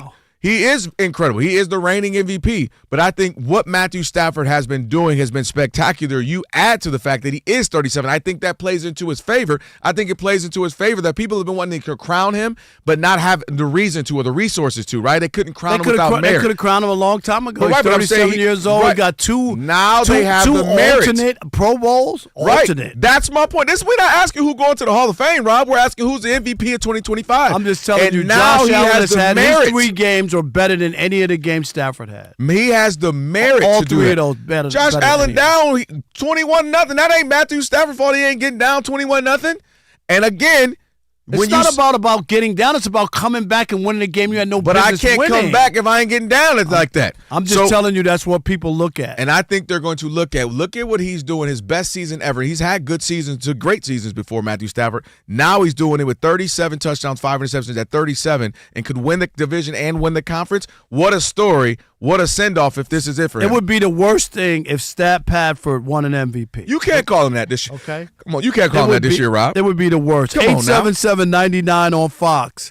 877-996-6369. Who's your pick to win the NFL MVP this season? Matthew Stafford or Josh Allen? My name. We'll continue that conversation next with you. It is The Odd Couple. Rob Parker, Kelvin Washington. Right here on Fox Sports Radio, and you know what you need to do. Stick and stay. Unless you can't pronounce Puka Nakua's name in the U.S. of A.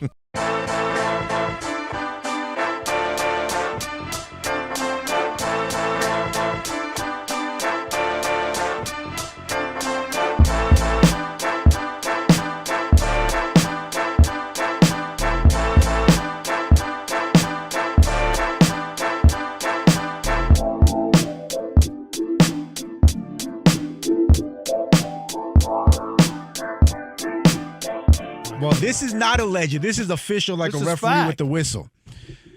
Bill Belichick, after one horrible season in North Carolina, is cleaning house. He has fired offensive coordinator Freddie Kitchens and special teams coordinator Mike Pfeiffer, leaving only one coordinator left from his first season in Chapel Hill. Who would that be, RJ? That would, of course, be his son, Steve Belichick, the defensive coordinator. Everybody else gone. The Belichicks stay for year 2. Okay. When he took this job, I went off because I thought this was about his son. I'm against nepotism. Me and Kelvin, we go about it all the time, and he's like, no. When you own your own business, okay. When you own your own business, right? I get it. If I own a sandwich shop, my family could work in a sandwich shop. Yes. People can talk about Jerry Jones. Jerry Jones owns a family business. That's his business. His kids can work in his family business. Yes. When you work in a corporate setting that's not your family business, then I'm not with nepotism, okay? Kelvin Washington got hired as the co-host, not my nephew. I tell him all the time, if that's the case, let me bring my nephew in and he can take your place. Yeah. No, you wouldn't feel good about that and go, why would Rob's nephew be the co-host of the show? And the NFL is terrible with nepotism in football in general. Yep. They just had an awful season at North Carolina. Why is his son still employed? Why doesn't the AD and people push back? It was bad. Bad all the way across the board. Was their defense number 1 in college football? Am I missing something? They definitely weren't that. They weren't number 1. The only reason he got hired was because his dad was the coach. The only reason he didn't get fired was because his dad is the coach. In Detroit, I got in trouble with Rod Marinelli. You remember that? Because Rod Marinelli's son-in-law was the defensive coordinator. What you say, Rob? What you say to him? I ain't going to get back in there. Rob G., you remember that? Everybody remembers that. It was a press conference. It's famous. I'm going to say this without saying it. Yeah. When they make the list for the 3 greatest questions ever asked at a press conference, I'm going to be 1 or 2.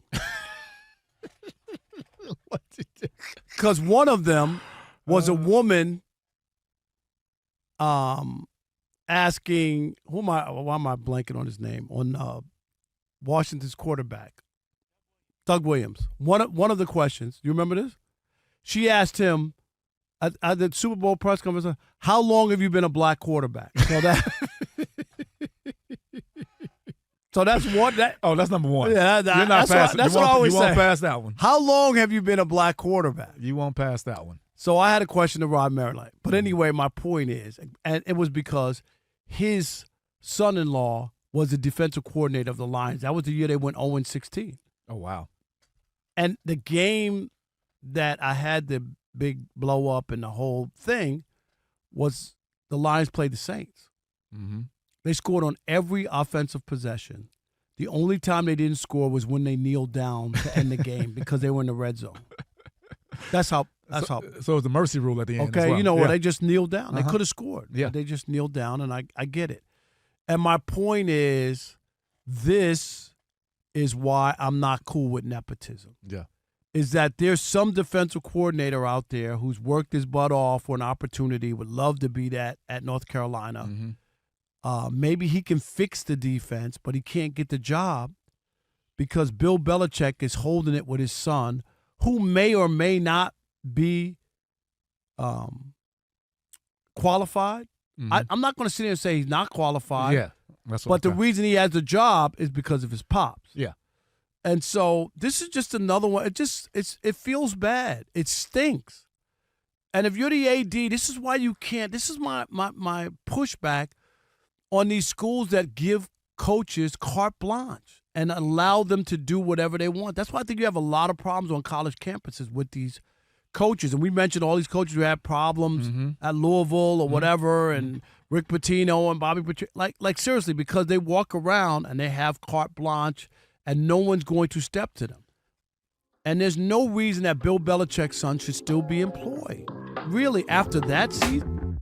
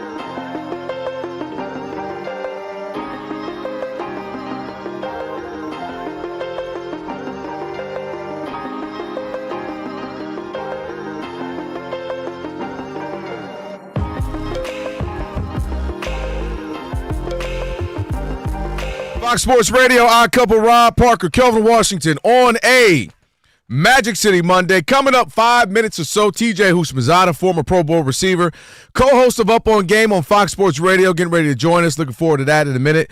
Every goal starts with an assist on and off the field. That's why Haleon and U.S. Soccer are launching For the Assist, a celebration of everyday acts of support that help people achieve their goals with iconic brands like Sensodyne, Tums, Voltaren, Advil, and Centrum. And if you want to learn more, head on over to HaleonAssist.com. All right, Rob and I talking about 877-99 on Fox. I think Matthew Stafford's still the MVP. Josh Allen right there on his heels. He should be. He's MVP, reigning MVP. You say Josh Allen just took it over with his performance against the Patriots. Did you see that comeback against the Patriots? That was huge. I can't believe if I'm the Patriot, how we lose that? 877-99 on Fox. Who we got? All right, Drew in New Jersey. You're on the Odd Couple Fox Sports Radio. What's up, Drew? Hey, guys, if you want to go by definition, there's no way that anyone here does not believe that Josh Allen's not the most valuable player on his team. He means the most. Obviously, you take him out, I think he's more valuable than Stafford, but if you're just going off of what the voters say, it's hard not to give it to Stafford. How? They have way better numbers than Josh Allen last year. I mean, Lamar. The issue is No. I'm just going on. Did Lamar not have way better numbers? Way better. The issue was last year Josh Allen, based on all his total touchdowns with his rushing. No. Closer than you thought. Nope. And he added Derrick Henry. The number, no. That's what the issue is. No, but they added Devontae Adams. What are you talking about? Drew, what's the difference? If you're taking away Derrick Henry saying that Lamar got him, Stafford got Devontae Adams, arguably one of the greatest receivers who ever played in the league. That doesn't matter? Adams is like 50. Does that matter? He's having a good year. Stop it. Come on now. I think one of the issues with the Derrick Henry issue was that Derrick Henry, for a long time, we were like, is he Offensive Player of the Year the first 2/3 of the season?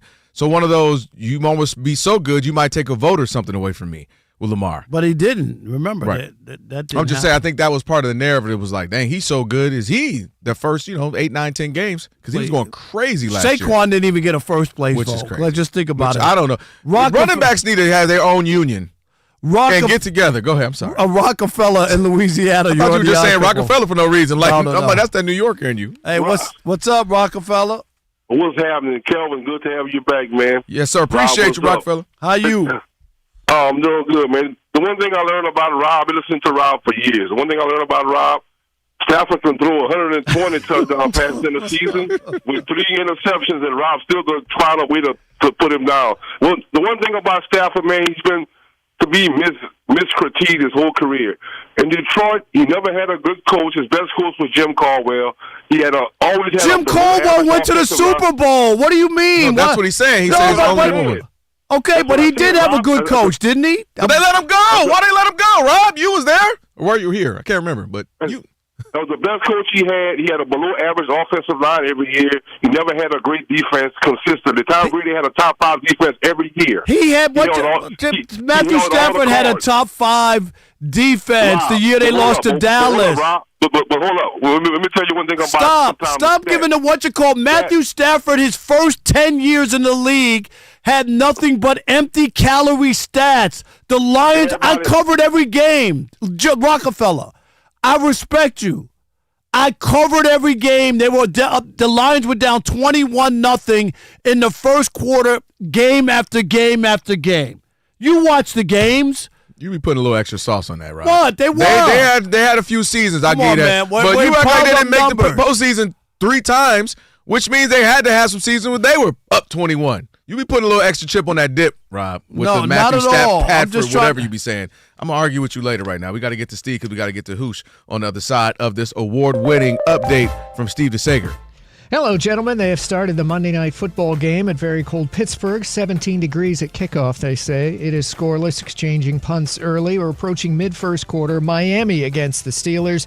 The Jets fired defensive coordinator Steve Wilks today, who was in his first year there. The Colts will start quarterback Phillip Rivers again next Monday night against the 49ers. Chiefs QB Patrick Mahomes is expected to have surgery later this week on his torn ACL, but there's no major damage to his other ligaments.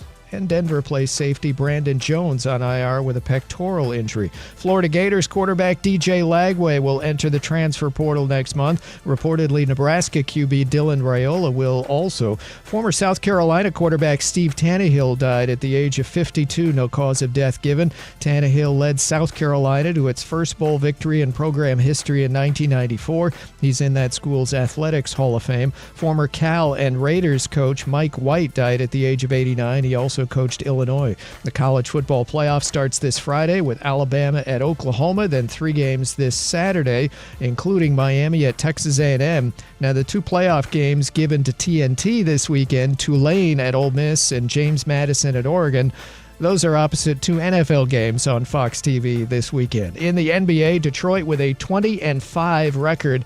Pistons are down at the half. At Boston, at Celtics 57-53, 18 points for Jaylen Brown. Miami in the second leads at home 40-38 against Toronto. Dallas is at Utah in a half an hour. The Mavs' Anthony Davis out with a bruised calf. The NBA Cup final is Tuesday. Arizona remain number 1 in men's college basketball. Michigan is still ranked number 2 in the AP poll. 5 NHL games tonight, including a Panthers lead of 2-0 at Tampa Bay in the second. Ducks tied late second at the Rangers 1-1. The Phillies signed right fielder Adolis Garcia, ex of the Rangers. The Twins agreed to a deal with first baseman Josh Bell. Scotty Scheffler was voted the PGA Tour's Player of the Year for the 4th straight year. Back to you. Steve, appreciate you as always. Odd couple, Rob Parker, Kelvin Washington on a Magic City Monday for every goal. It starts with an assist on and off the field. That's why Haleon and U.S. Soccer are launching For the Assist. It's a celebration of everyday acts of support that help people achieve their goals with iconic brands like Sensodyne, Tums, Voltaire, and Advil, and Centrum. And if you want to learn more, head on over to HaleonAssist.com. Joined now by our man, TJ Houshmandzadeh, former Pro Bowl wide receiver, co-host of Up on Game on Fox Sports Radio, Hoosh84 on X. What up, Hoosh? Man, how y'all doing? Doing good, great. man. Really good. You? Oh, man, you know, Saturday won a state championship in high school football, man. Oh, is that right? Congratulations, Mazel Tov. That's great. Congrats. Hey, Rob, we smacked them, bro. What was the score? Even a game. What was the score? 49-7. Oh, my. No. They scored 13 points. They got 13. I'm sorry. I don't want to. They had, 49-13, 49-14, something like that. Yeah, it was a demolition. That was unbelievable. Yeah, congrats to y'all. Was it supposed to be close, or y'all knew you was going to blow them out? For a state title, right? It should have been sometimes decent. you get a team from a different. We played De La Salle, obviously a storied program, but man, they running like a 1980 offense. Man, they gotta switch that up. Watched that game. It was on Spectrum. I watched that game. Yeah, they run the ball so much, and they pass like once every 15, 20 plays. Yeah. Oh yeah, you can't play football today with that. They're not preparing them kids for college, but hey, they went undefeated in the regular season throughout the playoffs. But that ain't how you should be playing football. Not if you're trying to prepare kids for college. Not in my opinion. Rob, I saw a ponytail on the sideline. I should have known that was who. Is that right? That's right. Hey, TJ, some of your brethren, I got an issue with guys who played football and they're analysts and do shows, whatever, and refuse to really look at players or whatever and just give them mad respect or, rest on what they've done. I saw a couple guys this past week talk about that the Chiefs were going to run the table and make the playoff. And I'm just like, what Chiefs team were you watching? Seriously. Because I just didn't see it. What table were they running? And are you surprised as poorly as they've played? Because if you take out that 4-touchdown game against Dallas, right? Was that Dallas? Thanksgiving, right? Yeah. Take that out. Mahomes had 3 touchdowns and 7 picks in the other 4 games. Like, what games were you winning? How surprised are you that the Chiefs got knocked out? Man, they need real ones like us on there that's going to tell the truth regardless of what's going on. That's first and foremost. Right. If you look at the Chiefs, the way they played this year, it's like, it's just not their year. Like, and you can see it. Offensively, they just couldn't get anything going. Like, you can say, the defense didn't play well. The defense is 7th in the NFL. Thank you. Thank you. The defense is 7th in the NFL. And so the offense did not play. They did not hold up their end of the bargain, point blank period. The offense did not do their end of it. And so when that happens, you got to be perfect. You got to be perfect. Pat Mahomes was under 500 last week. Pat Mahomes wasn't having a great game this past week. It's just unfortunate that now you had this knee injury. He may miss next year. Right. Yeah. And it's because of Patrick Mahomes that many thought, okay, they got Pat Mahomes. They can run the table. But if you've been watching any games, offensively was a struggle for the Chiefs all season.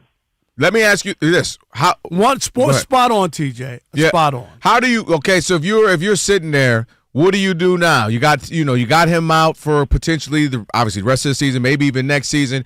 How do you retool? Obviously, money, salary cap is tight for them. What is it they need to do? One of the things I said, they got to start going out and finding him a dog, Devontae Adams type. Like, go find him some flat out They don't dogs. have any cap room. But they got to find a way. Find a way. Didn't they say when Rashee Rice came back that they would be fine? He came back and they weren't fine. My opinion is this. The Chiefs need a guy with Pat Mahomes. They were spoiled with Tyreek Hill because not only was Tyreek Hill fast, he was extremely quick. Mm-hmm. And so they need a guy like that. Or they used to say, you know what, we're going to feature Xavier Worthy, and let's see if he can be that guy. Because he was that guy in the Super Bowl, but it was too late when they started to feature him. You draft him in the first round. Let's make him the focal point of the offense and see if he can do it. And if he can't, then you got to find a guy because they had, like Hollywood Brown has been successful in the league. Obviously, Travis Kelce, he's playing better this year than he played last year. 100%. 100%. He ain't been, man. He been dropping key passes. His numbers are way better than last year. Yes. Kelvin, everybody drops the ball. Everybody drops the ball. But when you're struggling, now those drops are overemphasized. Agreed. Because now you're struggling. He's playing better this year. Not even just a little bit.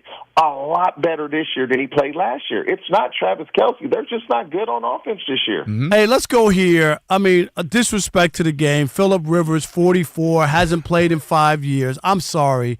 And you know what? I want the Colts to lose every game and not make the playoffs. I'm not even going to hide it. I'm going to keep it real, okay, TJ? And they go to Seattle and hold Seattle to no touchdowns at home, and you don't win that game. You know? Do you know what I mean? Like seriously. And I'm not going to be the one right here who's going to be like, oh, Phillip Rivers gave them a chance. They were close. No, they didn't win the game. They didn't win the game. And had he won it, they would have thrown a parade for him. I'm just saying, what are they doing? What are they doing? For Shane Steichen, he sees the playoffs are right there. We just got to win a game or two. He sees it right there, and it's like, okay, who can I sign that gives us the best chance of winning? And I don't mind them signing Phillip Rivers because he knows the offense. It's a seamless transition. Now, have you seen what he looks like out there in that uniform? Come on, TJ. The problem is he hadn't played for 5 years. Mm-hmm. That is the biggest problem. But think about what I'm about to say. What quarterback could have gone in there and done what Phillip Rivers did, being signed the week of the game? Not many, if anybody. I don't care who they sign. If a guy's on the street, you're on the street for a reason.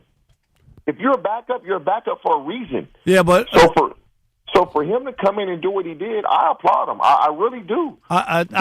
Defense played great, but you got to win that game when you don't give up a touchdown. Seriously, how do you not win that game? Because they played a team defensively in the Seattle Seahawks that's very, very good. I mean, they held them to 6 field goals. 6 field goals. And so the Colts defense was playing well, but I can't even think of any quarterback that's not on the team right now that would have come in there, understood the offense, understood protections, and done better than what Phillip Rivers did. I'm happy that the fact the 44-year-old dude that hadn't played in 5 years, coaching high school football, went in there and played as well as he did. That's not easy to do. Not easy at all. You know what we just got? This might be breaking news, Steve DeSager. TJ Houshmandzadeh said he is coming out of retirement. That's what you're saying right now. You got inspired, TJ. Is that what you're saying? You coming out now? No. like, I will say this. There's a lot of guys that play skilled positions that probably could still play that's at my age or older. Myself, Chad, T.O., the guys that really keep themselves in shape. But you can find a receiver a lot of different places. Now, it's hard to find guys with that toughness, that determination, that self-belief that can really make plays when it gets sticky. But that'll never happen at any position but quarterback. No other position will a guy not have played for 5 years and they call you at 44. Only the quarterback position. Yeah, only when you're the coach is friends with you. That's the only time that's going to happen. And yesterday, that is also very you true. know that. No other without a doubt. situation. It That's was mandatory. that. And that's why I don't like the NFL. Cronyism, nepotism. You know, TJ, that's what that league is all about. And Phillip Rivers was the first person yesterday who received a game check, his pension check, and Social Security all at the same time. I seen that post. Restart that insurance. I mean, you look at we ain't talking about this, but you look at the Raiders. One of the worst run games in the National Football League. You know who the O-line coach and the run game coordinator is? Who's that? All right, you talk what you just nepotism. Right. It's Pete Carroll's son. Oh wow, yep. There's another ain't one. Gonna fire him though. Nope. Everybody else gets fired, not Pete Carroll's son. Ridiculous. Hey, real quick, 30, 40 seconds for me real quick. Two teams, AFC South. We didn't see this coming. The Colts were having, obviously a good season, and we just talked about the injury. The Jags are 10-4, winners of 5 straight. Texans winners of 6 straight at 9-5.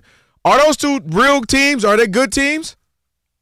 Man, I'm not going to. The Texans, I'm not trying to play the Texans in the playoffs. The way that defense is playing, if you give C.J. Stroud some time and you have to play the Texans in the playoffs, good luck. And is Trevor Lawrence starting to fulfill Finally. the promise that he had coming into the league? The way he played yesterday, great game, maybe the best game of his career. And so Liam Cohen, great coordinator, and we do know that. And so maybe, just maybe, this is the coach that Trevor Lawrence has needed his entire career. Time will tell, but I'm not trying to play the Houston Texans in the playoffs. Not with that defense. All right, he is TJ Houshmandzadeh. Hoosh, man, appreciate you as always. You're the best, my man. You're the best. Nah, y'all the best. I'm just trying to be like y'all, man. Y'all keep up the great work. Thanks, buddy. You like how he right, said that? He said he in shape out here in these streets. He could go, get three receptions, 40 yards, maybe a touchdown. I heard what he said right there. Well, but the getting the medical insurance restarted is big. That's real. That's real. That's a real thing, man. 5 years. You know how much money he just saved for those 15 kids?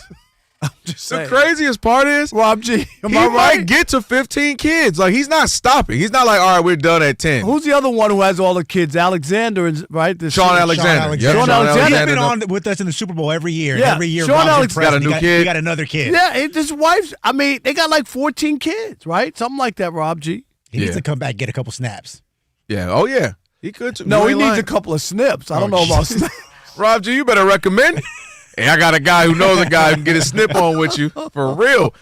Hey, a rookie got rookie. We'll tell you about that. I ain't snipping yet. I don't know why. I just can't snip quite yet, Rob G. I'm too nervous about that. It's the Odd Couple, Rob Parker, Kelvin Washington on a Magic City Monday, Fox Sports Radio.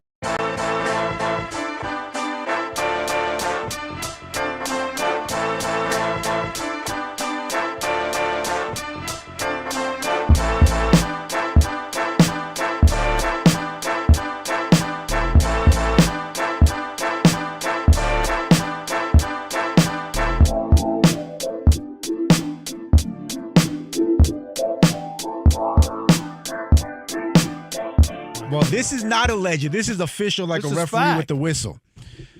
Bill Belichick, after one horrible season in North Carolina, is cleaning house. He has fired offensive coordinator Freddie Kitchens and special teams coordinator Mike Pryfer, leaving only one coordinator left from his first season in Chapel Hill. Who would that be, RJ? That would, of course, be his son, Steve Belichick, the defensive coordinator. Everybody else gone. The Belichicks stay for year 2. Okay. When he took this job, I went off because I thought this was about his son. I'm against nepotism. Me and Kelvin, we go about it all the time, and he's like, it's no. When you own your own business, okay. When you own your own business, right? I get it. If I own a sandwich shop. My family could work in a sandwich shop. Yes. People can talk about Jerry Jones. Jerry Jones owns a family business. That's his business. Mm-hmm. His kids can work in his family business. Yes. When you work in a corporate setting that's not your family business, then I'm not with nepotism, okay? Mm-hmm. Kelvin Washington got hired as the co-host, not my nephew. I tell him all the time, if that's the case, let me bring my nephew in and he can take your place. Yeah. No, you wouldn't feel good about that and go, why would Rob's nephew be the co-host of the show? And the NFL is terrible with nepotism and football in general. Yep. They just had an awful season at North Carolina. Why is his son still employed? Why doesn't the AD and people push back? It was bad. Bad all the way across the board. Was their defense number one in college football? Am I missing something? They definitely weren't that. They weren't number one. Mm-mm. The only reason he got hired was because his dad was the coach. Mm-hmm. The only reason he didn't get fired was because his dad is the coach. Mm-hmm. In Detroit, I got in trouble with Rod Marinelli. You remember that? Because Rod Marinelli's son-in-law was the defensive coordinator. What you say, Rob? What you say to him? I ain't gonna get back in that. Rob G, you remember that? Everybody remembers that. It was a press conference. It's famous. I'm going to say this without saying it. Yeah. When they make the list for the 3 greatest questions ever asked at a press conference, I'm going to be 1 or 2. Because one of them was a woman asking, why am I blanking on his name? On Washington's quarterback, Doug Williams. One of the questions, you remember this? She asked him at the Super Bowl press conference, how long have you been a black quarterback? So that's one. That's number one. Yeah, You're not that's what I always say. You won't pass that one. How long have you been a black quarterback? You won't pass that one. So I had a question to Rod Marinelli. But anyway, my point is, and it was because his son-in-law was the defensive coordinator of the Lions. That was the year they went 0-16. Oh, wow. And the game that I had the big blow up and the whole thing was the Lions played the Saints. Mm-hmm. They scored on every offensive possession. The only time they didn't score was when they kneeled down to end the game because they were in the red zone. That's how. So it was the mercy rule at the end. Okay, as well. you know what? They just kneeled down. They Uh-huh. could have scored. Yeah. But they just kneeled down, and I get it. And my point is, this is why I'm not cool with nepotism. Yeah. Is that there's some defensive coordinator out there who's worked his butt off for an opportunity, would love to be that at North Carolina. Mm-hmm. Maybe he can fix the defense, but he can't get the job because Bill Belichick is holding it with his son, who may or may not be qualified. Mm-hmm. I'm not going to sit here and say he's not qualified. Yeah. That's what But the reason he has the job is because of his pops. Yeah. And so this is just another one. It feels bad. It stinks. And if you're the AD, this is why you can't. This is my pushback on these schools that give coaches carte blanche and allow them to do whatever they want. That's why I think you have a lot of problems on college campuses with these coaches. And we mentioned all these coaches who had problems at Louisville or whatever, and Rick Pitino and Bobby Petrino. Like seriously, because they walk around and they have carte blanche and no one's going to step to them. And there's no reason that Bill Belichick's son should still be employed. Really, after that season?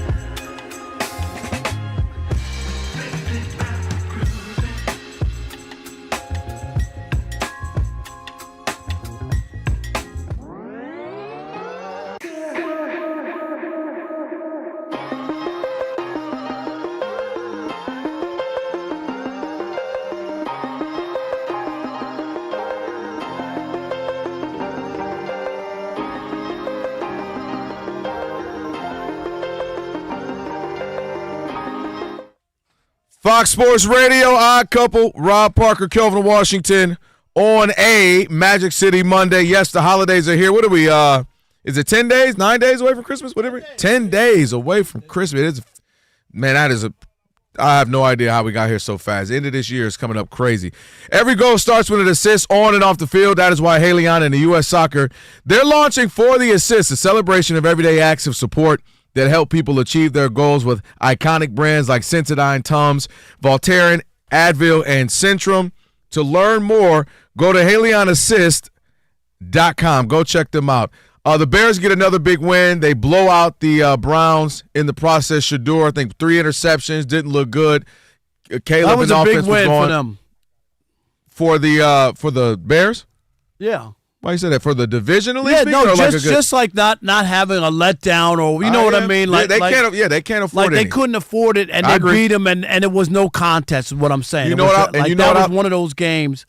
Coming off the loss with the Packers, you know what I mean? You're at home, and they went at it. They were down. What I like about it is that they beat them down, too. You know what I mean? You didn't just we had to kick a last-second field goal or some crazy. We had to catch an interception. They won it, and they dominate, and they show. I like to see that from teams. Put your foot on somebody's neck. You can't do it all the time, but that was a game to me where Cleveland was, and everybody was talking about how good the Cleveland defense is, and not so much anymore. Myles Garrett is the beast. He's going to break the record and shatter it and probably put it up another 2 or 3 for sure.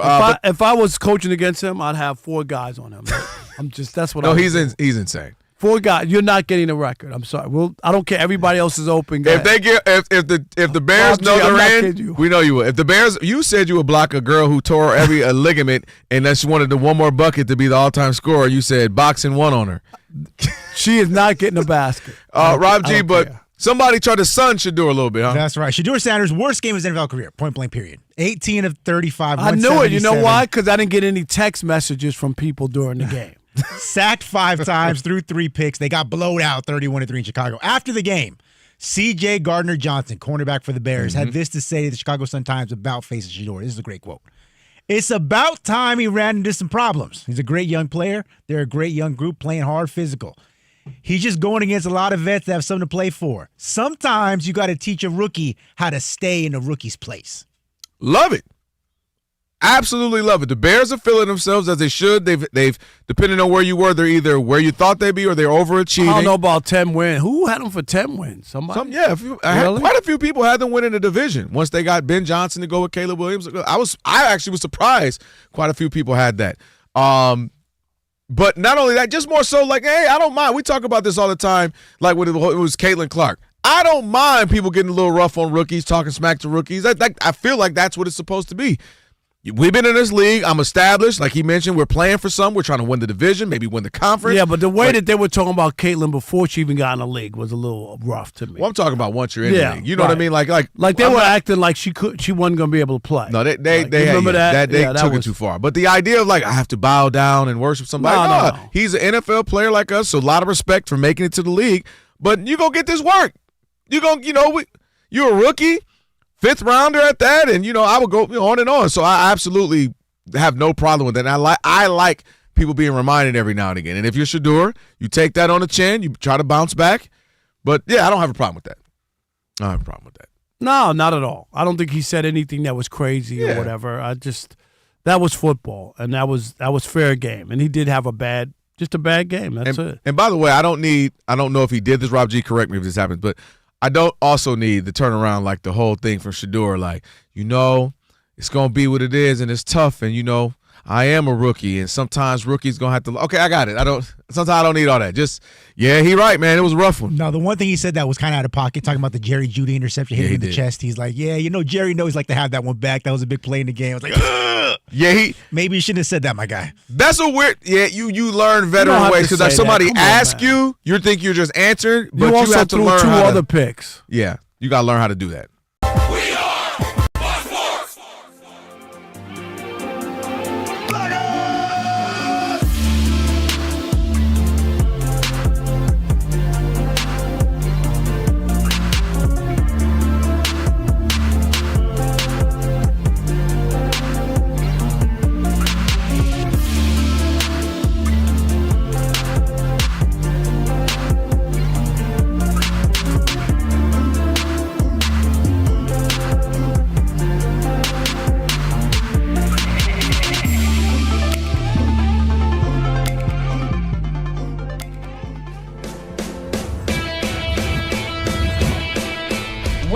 It's two pros and a cup of Joe, Fox Sports Radio. You ready? Yes. I'm Colin Cowherd. This is The Herd. You are listening to The Dan Patrick Show. It's the odd couple. You know what time it is. Let's get it. Fox Sports Radio. Bigger, bolder, and better than anyone in the game.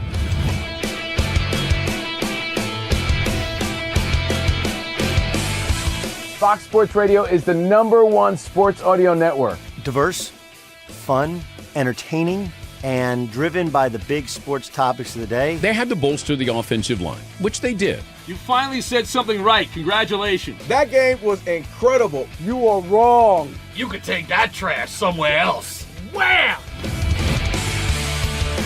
We have a very special connection with our audience, our listeners. People feel that friendship. And I appreciate y'all so. I love it. It's all for you. Thank you. I'm your favorite fan.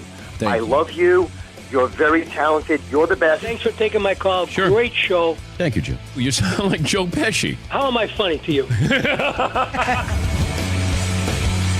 I can't help but notice that the W-2s for the quarterback look a lot higher. That's because we're worth it. You gotta be kidding. He never was an elite quarterback. This team is unstoppable. He made the right call. You know that's right. LeBron James is a legend. No, he's not. He complains all the time. You say Brady's the greatest quarterback of all time, but Eli Manning beat him twice. Wrong.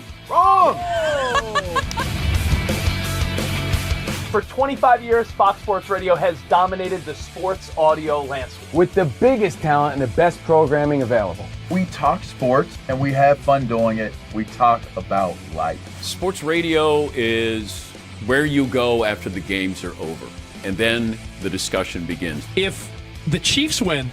Sorry, Patrick Mahomes here. What do you mean by if the Chiefs win? It is live. It is unscripted. No other medium can touch that. And that's what makes it special. Yes.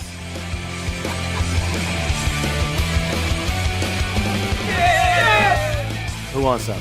Bigger, bolder, better. We are Fox Sports Radio. Yeah.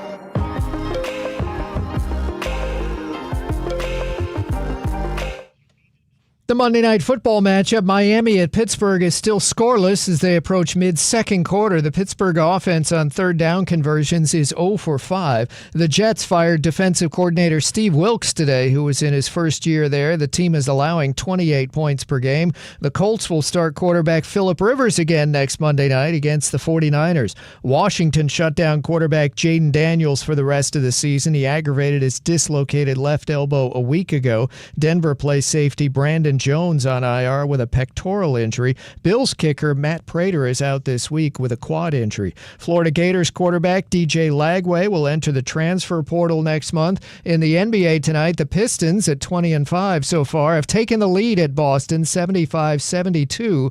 Late third quarter, 22 points for Jaylen Brown. Late game will have the Clippers hosting Memphis. I'm Steve DeSager. I've been covering this league since 1987.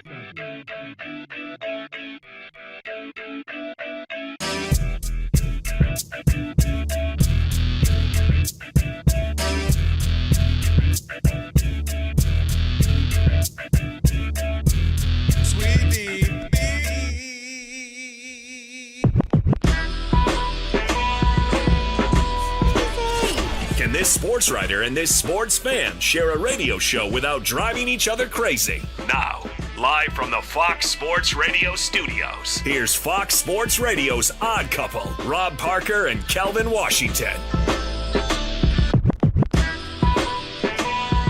Hour number 3 here on the Odd Couple, Rob Parker, Kelvin Washington. Every goal starts with an assist on and off the field. That's why, is it Helion? I'm sorry. Yeah, Helion. Helion, that's right. And U.S. Soccer are launching for the assist celebration for everybody, everyday acts, I should say, of support and help people achieve their goals in the iconic brands like Sensodyne, Tums, Advil, Centrum. Learn more at HelionAssist.com. All right, and also with the iHeartRadio app, just stream us whenever or wherever you are. Catch up with all the great Fox Sports Radio shows live 24/7 in the new and improved iHeartRadio app. Just search Fox Sports Radio in the app. Stream us all day, every day, and be sure to select Fox Sports Radio as one of your presets in the iHeart app, so it always pops up at the top of your screen. Darren Smith, Kansas City Sports Talk Radio show host and reporter. Yes. He stopped now. He quit. He was like, dang, I'm done. Oh, you know all those guys down there crying like babies down there in Kansas City. He's still going to have a red blazer when we see him. Yes, he will. 27 minutes from now here on the Odd Couple. And no score in Pittsburgh. Steelers and the Dolphins, and my goodness gracious, what was that? Third and one, and who was that? Queen was in the backfield. He's good. Yeah, before King could even make a move. I'm just saying. I like that. You like that? Okay. Ooh, almost. It was Coretta Scott, Queen, and Martin Luther the King, and all that. Martin Luther the King. There you go. Yeah, that was bad. I mean, it took too long. You only need 1 yard. Took too long. They're draft 35. We'll keep you updated on that coming up a little bit. And last call. So we got a lot to do this hour. And again, what a could I call it like a Super Sunday yesterday? Because I was just so excited just about. Rob G, do we have the pigskin pickoff numbers? We do? We don't worry about that. No, later in the week. No, hold on. Later in the week. I want to find out. I'm just curious. I don't think Say it in his ear, not on air. I don't think I got every game right. You did not get every game. No, I didn't. I know I had 3 wins. He went at least. 4-1. 4-1 again? Yeah. What did Kelvin? He had less wins than that. Yeah. No, I want to know what the number actually, was. What is that? 1? Did he start with 1 or 2?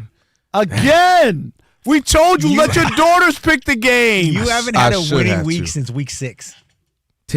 You're right. Week 16, you left out the team. You meant 16. Are you good? You all right? I was, man. My focus ain't here, man. I don't know what's going on, man. Rob G, are you worried about Kelvin? How many am I? Actually, just tell me in my ear how many I'm down. I think it's statistically impossible for you to catch up. I think you're down. I got to get like every week. He's down by 15, right? Oh, 14. Oh, man, that's just dreadful. How many more weeks are left? 3? 3 or 4. So we're in 15 now, right? So 16, 17, 18, right. plus the playoffs. Right. Yeah. I mean, I get you'd have to just go Technically, opposite. I'm every like game. the Chiefs prior to the loss. Like you technically out, but you kind of still in it. No, if Rob gets none right, I get them all right. Just like they were saying the Chiefs were going to run the table, you are not running the table. Is it mathematically AI? Hey, Chat GP Tizzle. please. Am I out yet? No, you are not. I ain't out yet. All right, 3-0 Dolphins. They get a field goal. 5:11 left in the first half in Pittsburgh. It's cold as heck there. So Let me call my babies right now. People They in picking. Baltimore locked the F into this game right now. My babies are picking in. By the way, from here, my babies are picking right. because what they can't do? They can't do worse than daddy. They can't do worse than 1 and 4 Hey, I didn't ask every you to talk week. about my daughters. Okay, let me talk about my daughters. Okay, they can't do worse than me. Well, you know, a true story, and you know this, Rob, you've been around for a while. Ben Maller has done this segment for like 15 years now called Benny versus the Penny. He picks NFL games against the spread. So much so it was on TV for a couple of years there. On NBC Sports. Yeah, on NBC Sports. Just to prove that all the research and all the knowledge, you can flip a coin and do better than that. And I think the Penny has won like half the time. Is that what it is? Yeah. It makes sense. All of this is just do this.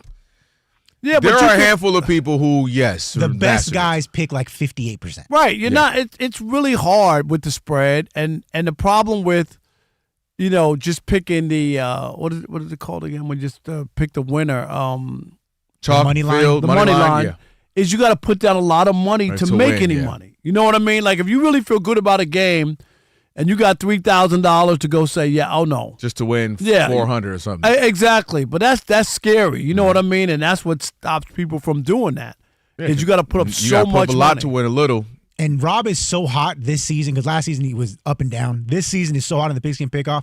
I've gotten texts from Lamar Mitchell saying, yes, tell Rob to start betting more on these games. I should. Because he knows Don't do it. that Rob is picking like 62% right now. That's crazy. As soon as he starts feeling himself, he puts down real money, 1 and 4. Yeah, don't do it. Don't do it. No, I got to win this. This is my football season of domination of you. Well, still. Okay? I got one I'm banking on there's right a now couple, still. There's a couple things here. I got a couple. I'm still in one I feel really good about. The Which Steelers, one is that? The Steelers. Okay. You said that they wouldn't win 8 games. You keep changing He's this. lowering it every He keeps lowering it every time. You wouldn't win it. You said What'd you no. say what? I said they would not win. First of all, I said they wouldn't make the playoffs. Secondly, then you tried to say No, but the bet was about the win total, and you said 8. I did not say 8. How many did he say, I Rob said G? 9. No, he did not. Yeah, I did. I said 9. yeah. Because I tried to, my point was actually 10, but you said you tried to make it, no. Okay, so we I got said that 9. bet. We got the Lions bet. I think we that's got a couple all we of, have. We got, between there's us. a couple others, I think. No, don't try to see. Look at you. What else you want to make? We can add some You more. said you got what else? You got, Let you me got think. other What people? else is out there, Rob G? We'll think about something else. All right. Well, speaking of bets, me and Rob made a bet on Friday. You weren't here, Kelvin, but it's a good one. What was this? Rest of season passer rating. Okay. Caleb Williams versus Phillip Rivers. I got Phillip. He's got Caleb. Wait. Okay. Oh, that is funny. That is actually interesting because Caleb numbers might be, he might have his numbers will be 210 bigger. yards a game or something bigger, Right. but when you that factor rating, in, the completion percentage and all that stuff. So I was looking really good yesterday until the very end of the game in a Hail Mary attempt to try to salvage a win there for Indianapolis. They end up losing on the road to Seattle. Phillip Rivers throws a Hail Mary attempt that didn't even get to midfield. Intercepted, obviously, ends the game. 1 touchdown, 1 pick, 120 passing yards. Even still after that loss, Colts head coach Shane Steichen says Phillip Rivers will be the starter next week. And according to him, as long as he's upright, Phillip Rivers will be the Colts QB1 rest of the season. I'm going to say this. What you got to say? I hope the Colts lose every game and don't make the playoffs. For this chicanery, this mockery of the game, I'm sorry. And yesterday was a perfect example of had you had just a decent quarterback, not an old man, not a grandpa playing, you might have won that game. And that was a big game to win when your defense plays that well. And I don't want to hear any he gave them a chance to win. That's what they said. Oh, he gave him a chance to win. No. Why'd they bring Phillip Rivers in? For a chance to win or to win? Yes, to win. Yeah. To win. You hold Seattle to no touchdowns at home? Kelvin, zero. And you don't win that game? I'm sorry. No, that's not good enough. And I just think to take, and again, this is the cronyism.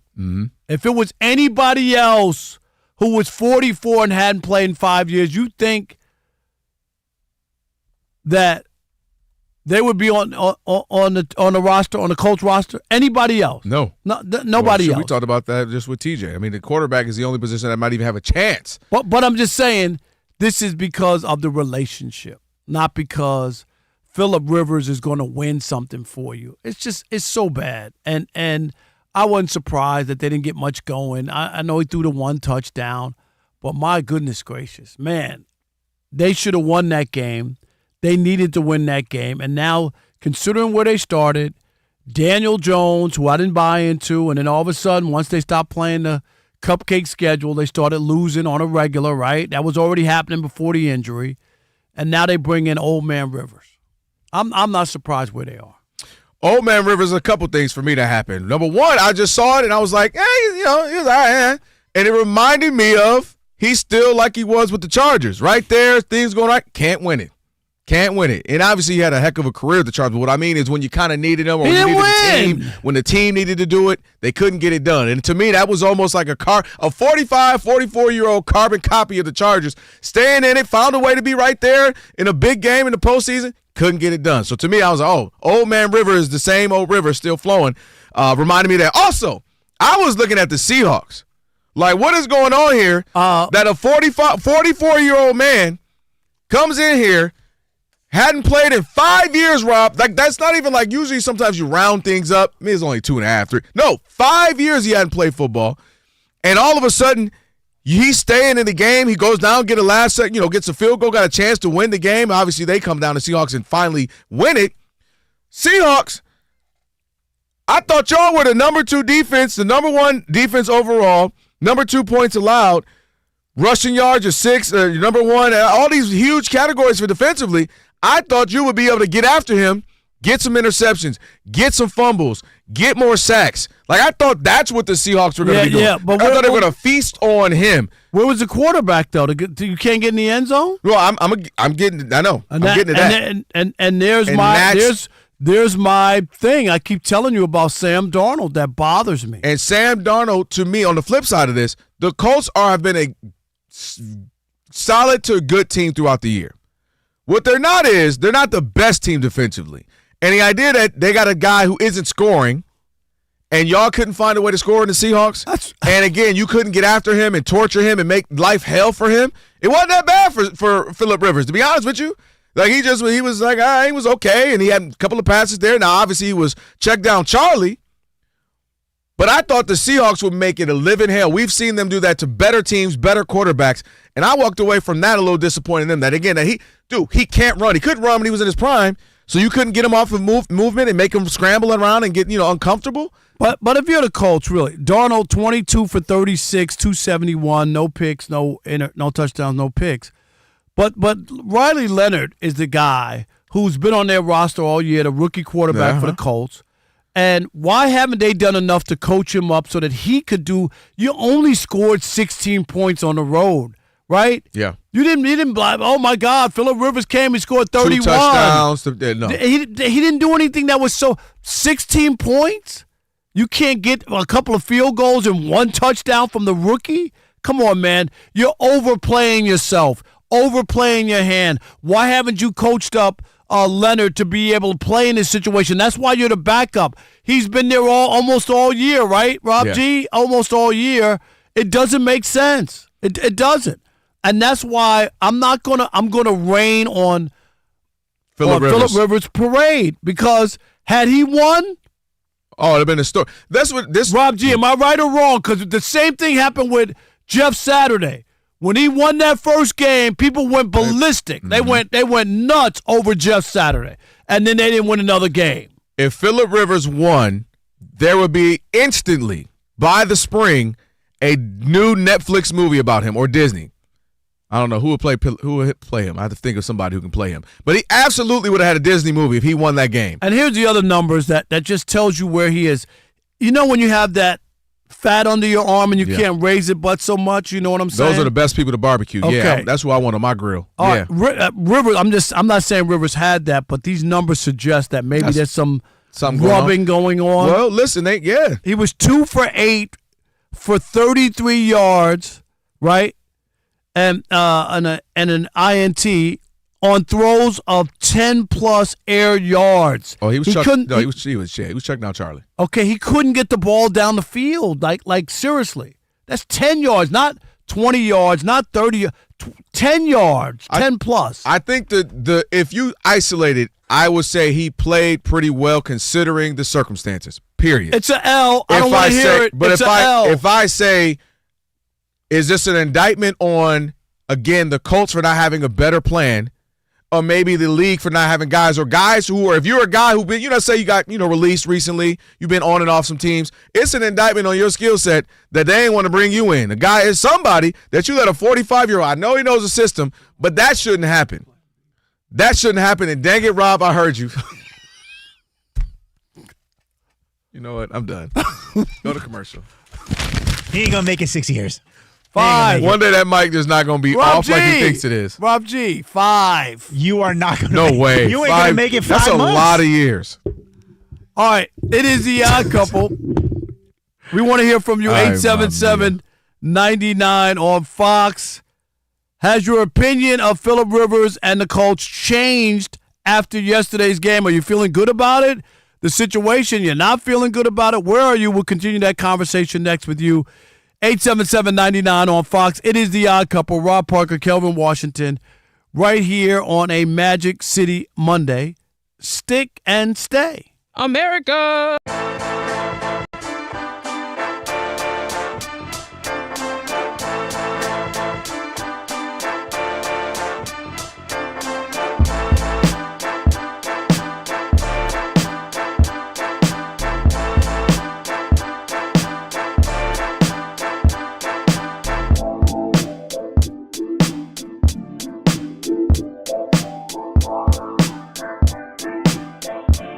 Man, we had another Thunder blowout last night. They're now 25-1, Rob.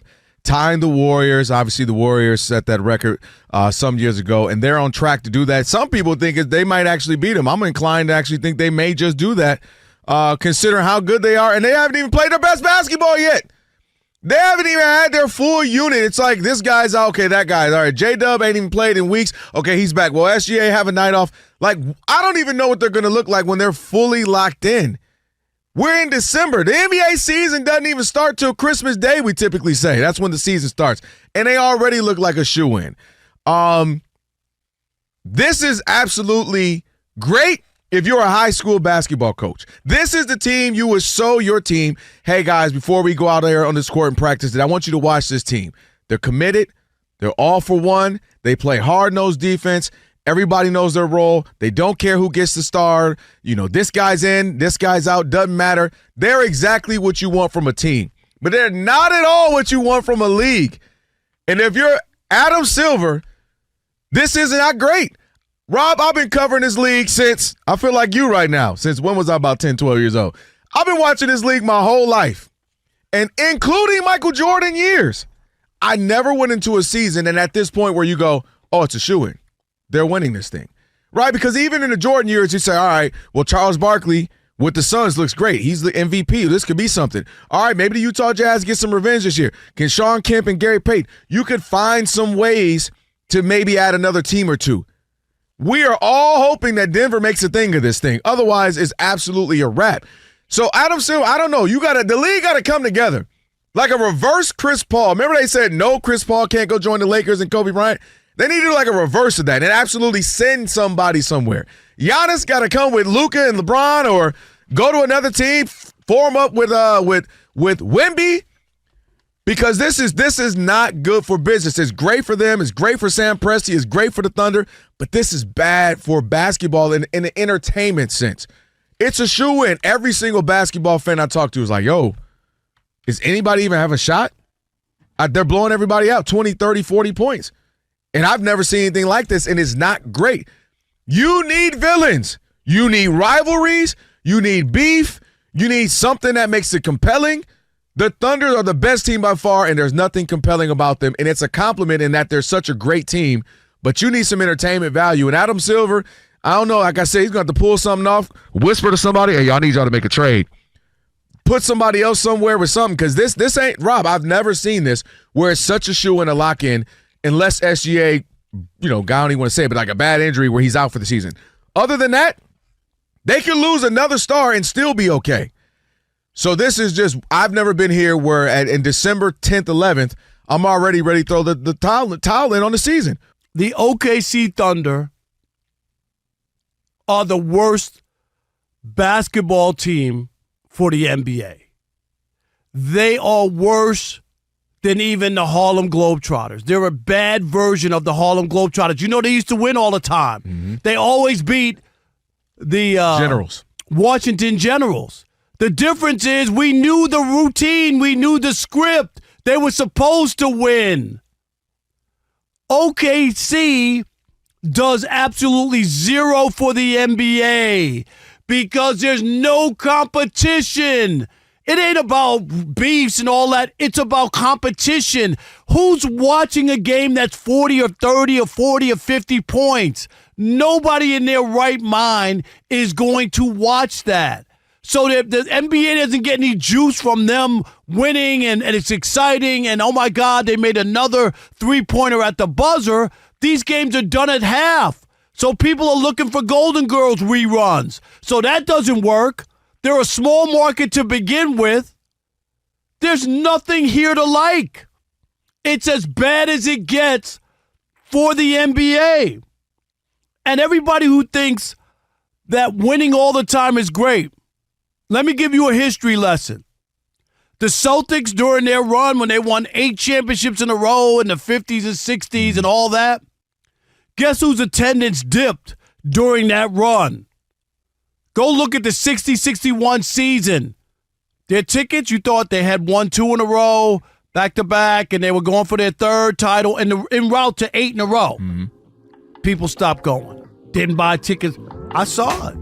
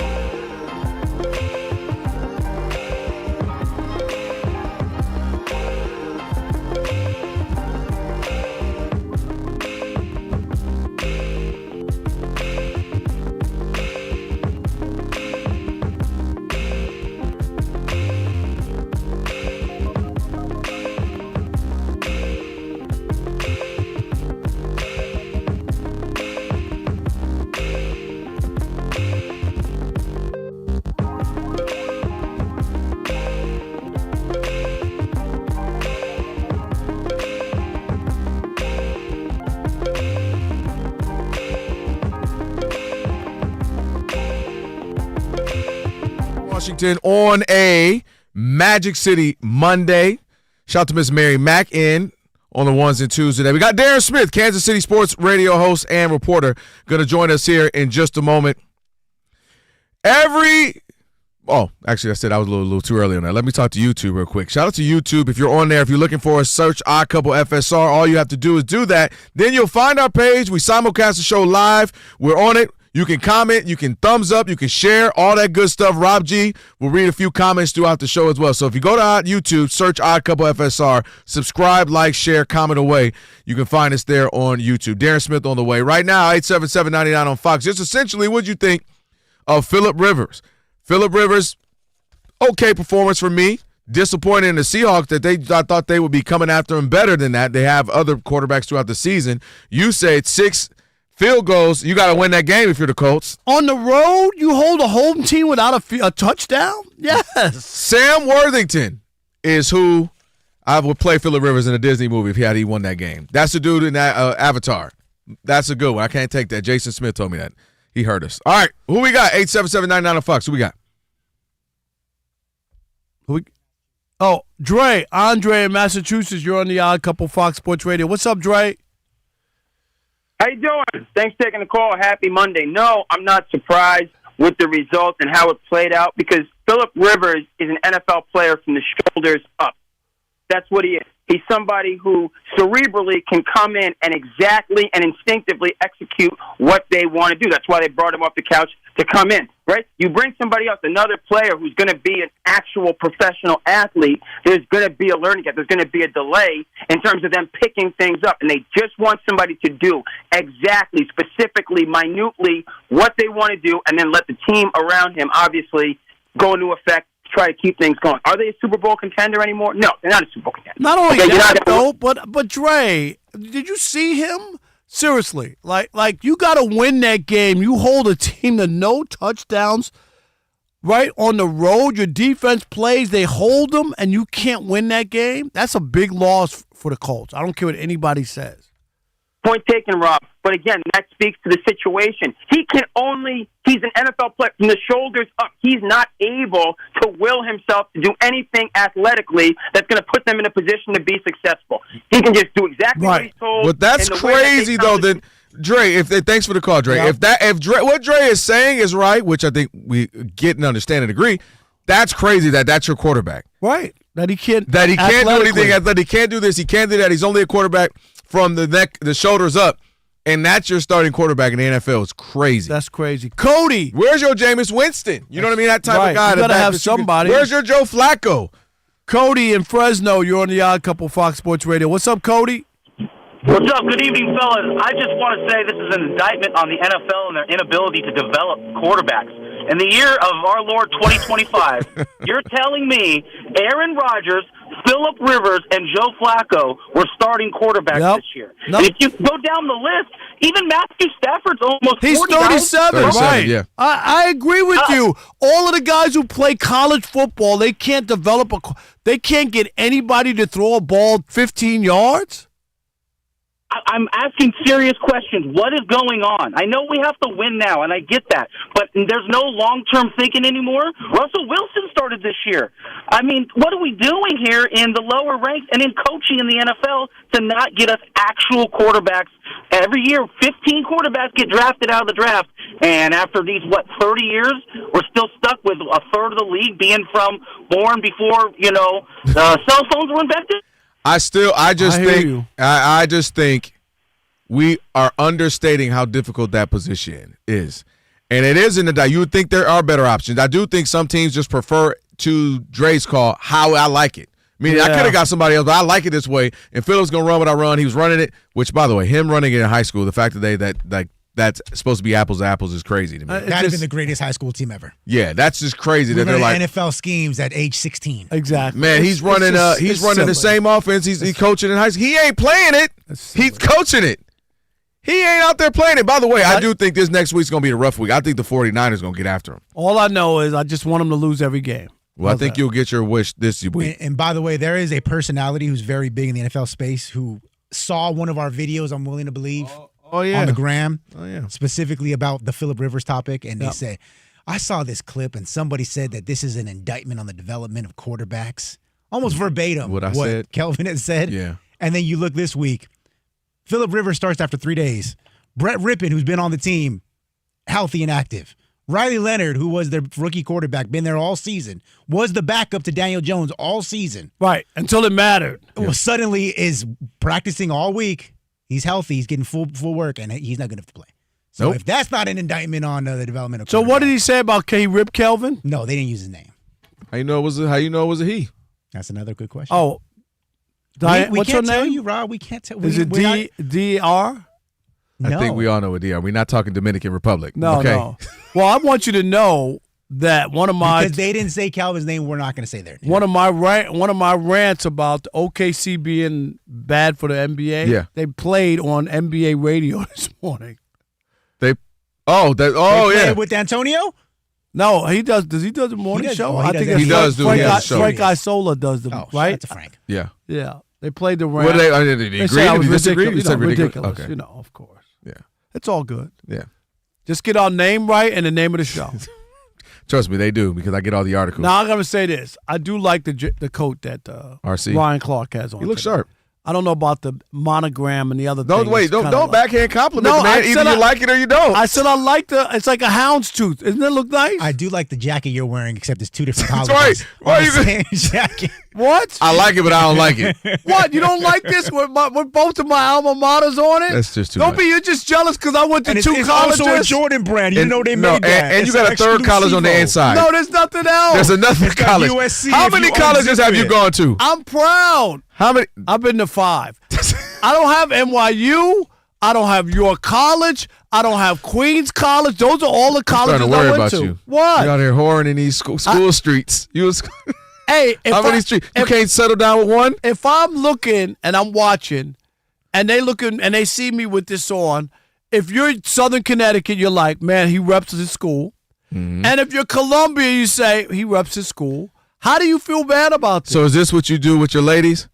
If I got Stacy on one arm and I got Michelle on another arm, how can they neither one of them be mad? Is that what you're doing? You better pick one. All right, maybe. All right, we got Darren Smith on the way, Kansas City Sports Radio host and reporter. We'll talk to him right now, Steve DeSager. What's trending? Hey, Steve. It is halftime at Pittsburgh, and the Steelers lead 7-3 over the Miami Dolphins. Currently a 7-6 record for the Steelers. Dolphins are 6-7. This under 20 degrees for this game tonight. Pittsburgh took the lead on a 3rd and goal tush-push from the tight end under center, Connor Hayward, with a 1-yard touchdown in the final seconds before the halftime break. Jaylen Warren, running back, who battled illness recently, is playing, has 8 carries, just 20 yards. Each team with about 115 yards worth of offense in this first half. Devon Achane of the Dolphins, 8 carries, 49 yards. Tua Tagovailoa, 61 yards passing, 1 interception.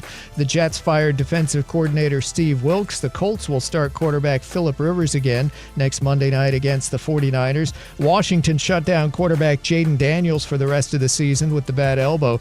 Defensive end of the Packers, Micah Parsons, has a torn ACL. The MRI confirmed that today. Chiefs QB Patrick Mahomes is expected to have surgery later this week on his torn ACL. The Falcons are hopeful wide receiver Drake London will return this Sunday. He's missed 4 straight games with a sprained PCL. Wide receiver Devontae Adams of the Rams could miss Thursday night's game at Seattle with his bad hamstring. He's considered week to week, according to NFL Network. Bills kicker Matt Prater is out this week with a quad injury.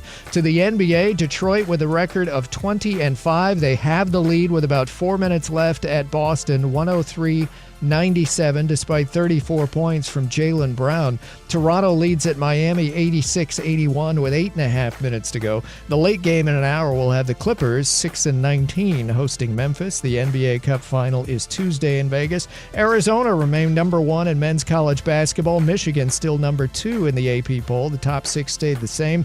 Undefeated UConn is still number 1 in women's hoops. Among the 5 NHL games tonight, Panthers lead 5-2 at Tampa Bay with 10 minutes to go. And early third at Winnipeg, it's Jets 2-1 over the Senators. The Ducks have won in New York, beating the Rangers 4-1. The Atlanta Braves are re-signing shortstop Ha-Seong Kim, 1-year deal worth $20 million. The Twins agreed to a deal with first baseman Josh Bell.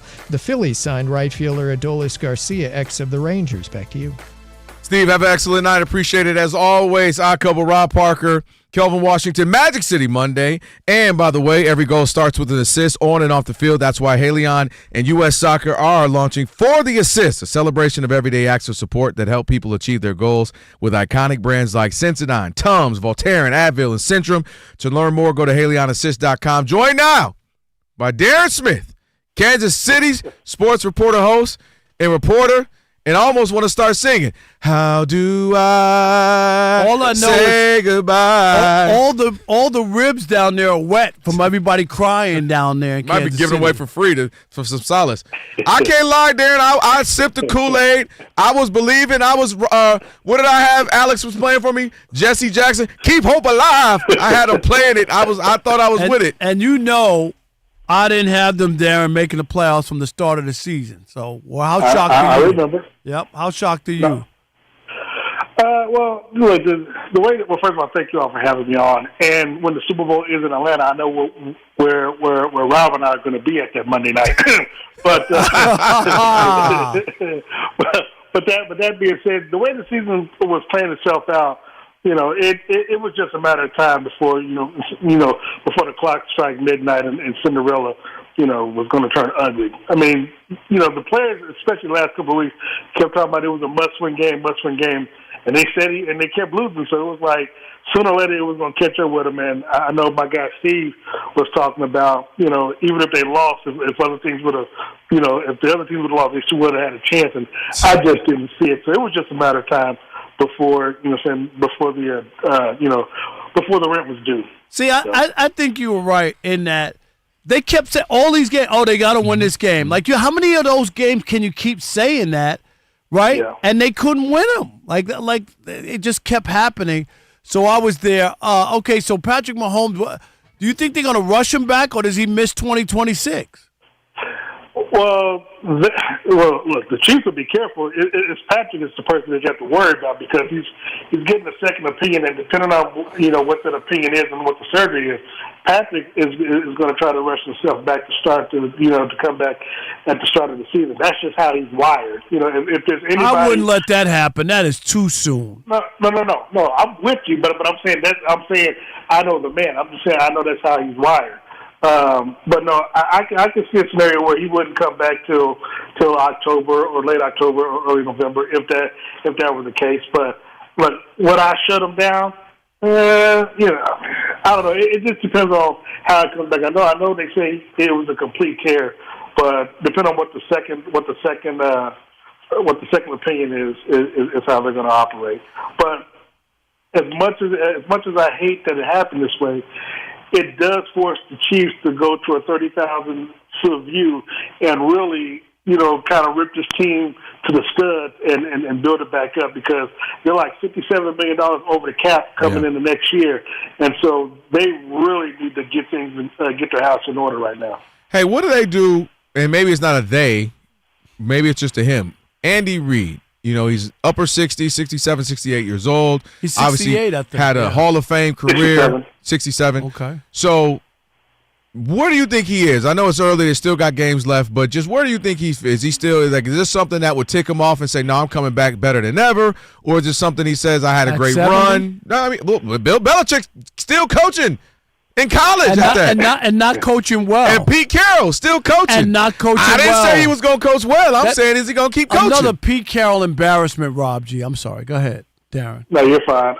Look. I have my own thoughts on how this might play out. And for me, depending on what the scenario is for Patrick, if he's out for the entire year, I don't know personally if Andy Reid wants to do the whole, go back to the Alex Smith style of coaching that he had to do, Patrick's rookie year and during that time before that, and go through another rebuild, so to speak. And so I'm not sure if he wants to do that once again, because again, if you rip the team up and you started back at his studs, does Andy Reid even want to deal with that? But of course, if he leaves, who do you bring in place of? Because whoever's the head coach, Patrick is going to have to prove it. And so I really don't know. And that's the good and the bad of it, because it's going to be an exciting offseason for the Chiefs. But I just don't know which way, Andy would lean or where his heart lies right now. Hey, let me ask you this. Kelvin fell forward. A lot of people did with the receivers. Oh yeah, when Patrick gets these guys back, Rice is Rice. Was he disappointing? Where does he fit in? Is he really a number one? How good are his hands? What the receiving core that everybody when they had the 3 games against 3 bad teams, they put up numbers. Everybody thought, here they go, baby, I'm back. Yep. That's what I thought. And then it did not. It petered out. Where are those receivers that Patrick? Do they have enough or not? You know what? I think this was a question for Mark Daniels because that's the thing with these wide receivers. I'm gonna be honest. When you, granted, I'm too close to the situation. I'll say this: when you look at it in hindsight, I think that they were a lot more overrated than. That's all I'm saying. There you go, Darren. Is this Darren Smith from Kansas City on the line? Who is this?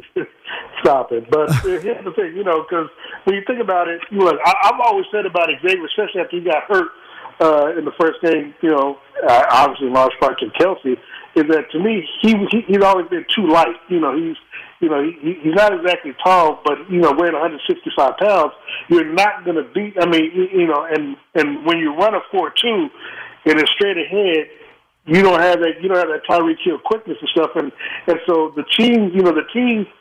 It's interesting. Think about it, and Rob, I know you know this. When the Chiefs lost the Super Bowl to Tampa Bay in Tampa Bay, on a worldwide level, people saw that they needed an offensive line. In the offseason, they revamped and got a whole new starting line of starting offensive line. When they got beat the way they did against the Eagles, they did not even try to establish a run game. Andy Reid came to us at the combine and said that was their grade and something that they were going to make sure that they changed up this time around. But this whole entire offseason, the only thing they kept talking about was having an explosive offense with all these wide receivers and stuff, with all the speed that they had. Well, injuries and all these drop passes, and essentially, I'm gonna tell you, where things went wrong for Kansas City was Harrison Butker missing all these field goals because he was missing them early in the ball game, which set the team behind, and then they all seemed like they were playing catch up, and then they were always forcing themselves to try to make big plays and try to rely on Patrick being Superman. Also, a lot of times in these games, with the exception of the Raiders and the Commanders, and of course we're looking at those two teams how they are now, that Andy does not run the football, and because he does not run the football, they lose the time of possession and they lose field position, and they just put themselves. They always fighting coming from behind. So even if Andy Reid sticks around and Matt Nagy leaves or something like that, if Andy is still calling the plays, he has to change how he calls the plays. And I just don't think you can after all these years. I got you. Last thing, Kelvin has one more. We only got 1 minute. Yeah, Travis Kelce, in or out next year? Yeah. What you think? I think he's gone. It depends on what happens with Tyler. I can't see him coming back for no rebuild. Plus, he's not under contract either, so he has to resign. All right, we'll see. Hey, man, we appreciate it, Darren. Thank you so much, Darren. You were a pro. All things considered. Darren Smith. I see you out in California. No doubt, man. Appreciate you as always. Last call on the way, Rob. 877-99 on Fox. Call in. You got something to say? Let us hear from you. It's Fox Sports Radio.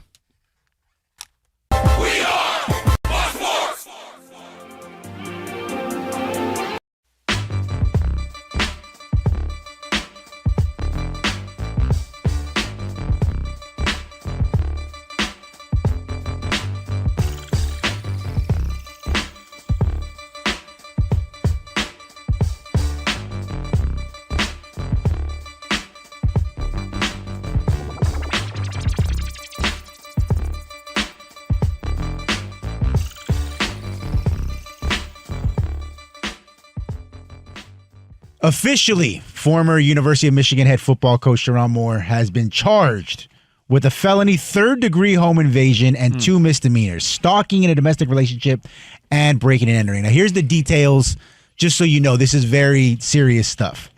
According to the prosecutors, Moore barged his way into the woman's apartment, which we find out is a Michigan staffer that he was having a relationship with, went to a drawer in the kitchen, grabbed several butter knives and a pair of kitchen scissors before threatening to take his own life.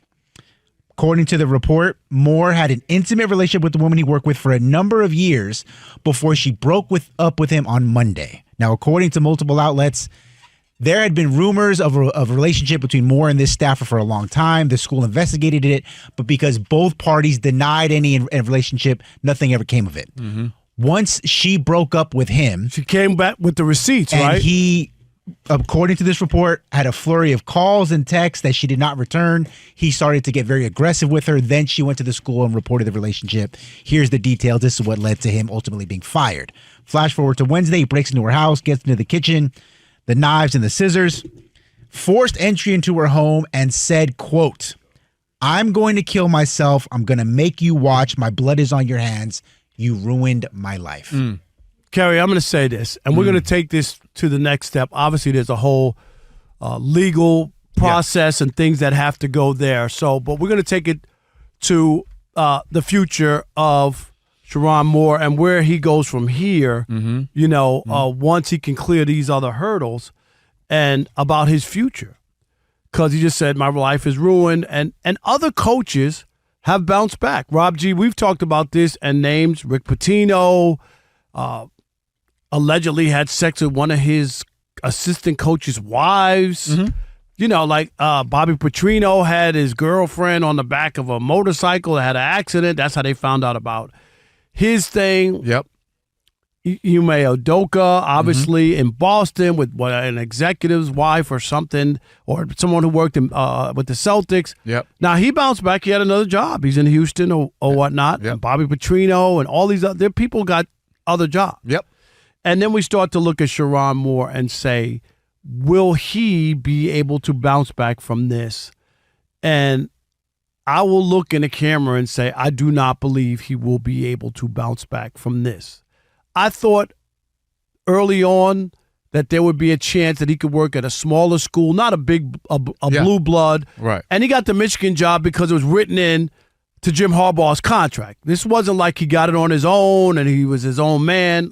And I'm not knocking the 15 years he put in. Yeah. But that's how he got the job. Got grandfathered in. Yeah. Exactly. Yeah. And I think not the affair or the firing from Michigan, it's the felony and what followed. That will make it very difficult, Kerry, for somebody else to stand up there at a podium and introduce this guy as a head coach to a football program around young people and trying to be a leader of men when allegedly he broke into her house and threatened to kill her and him. I don't know how you shake that. And I'm not saying he can't go on or he can't be rehabilitated, but I'm just saying in that job, you have to find a different line of work. I can't see him being a leader of men at a college institution around young people. I'll say this. I'm going to put aside any of him coaching again ever. That's the furthest thing from my mind in this situation when it comes to this scenario, right? Like humans, us as men, we put ourselves in these situations where we're not steady in who we are and steady in what we're trying to achieve as men. If you're steady in who you are and you're steady in what you're trying to achieve, things like this, slip-ups like this won't happen. Obviously, there's underbelly stuff going on. There's secret affairs. There's things that are happening in this situation, in this case, that it's none of our business. But when you do what you did in the follow-up, what you just said. I'll say one thing. Go ahead. I will push back. Go ahead. It is the university's business. No, I didn't say the university. I said our business. Yeah, but I'm saying that's why it's public, because they have to fire him. And what people don't understand, I hear this all the time from people. What two adults do is their own business. Blah, blah. No. Not in a work situation where someone is a superior and somebody's a subordinate. You, Kerry, if you're my boss, you now have control over my livelihood, over, raises, promotions. And if, I'm a female and you make an advance at me and I say no, you could have me demoted, you could have me fired, you could have. So that's why in a business setting, okay, if me and you are on equal footing, there's no problem. Right. People give they say 25% of marriages people meet at work. I believe that. Right. Okay, but we're doing the same job. You're not my boss. Yes. And that's all I'm saying. No, that's the only reason that's public. And that's fine. But I'm not speaking on that specific thing.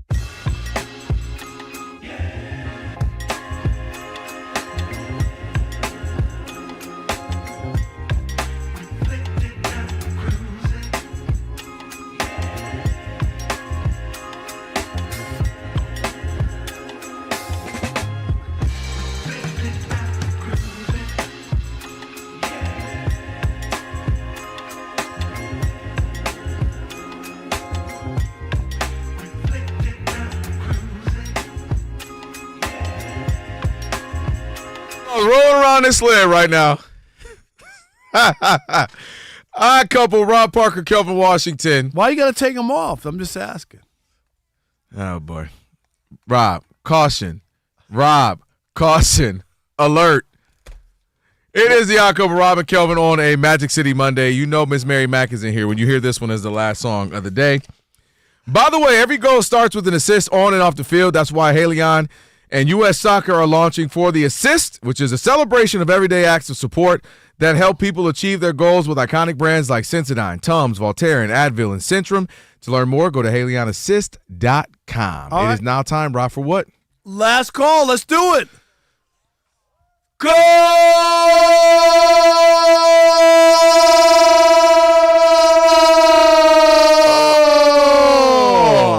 Last call. All right. How about Orlando and El Paso? You're on the Odd Couple, Fox Sports Radio, and you are the last call. What's up, Orlando?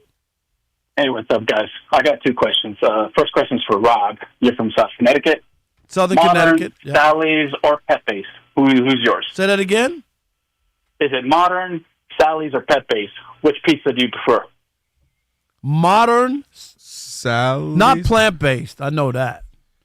No, he's saying must be no spots out there. I think he's really trying to get at like those were the pizza spots out there. Plant-based? Yeah, pizza spot. Yeah. Oh, no, but it's in New Haven, it's Pepe's Pizza. Pepe's Pizza. That's what he said. He said Pepe's. Pepe's, whatever, yeah. Yeah. Oh, no, Pepe's Pizza, definitely. What about you? I'm a Sally's guy, but hey, it's all good. You know?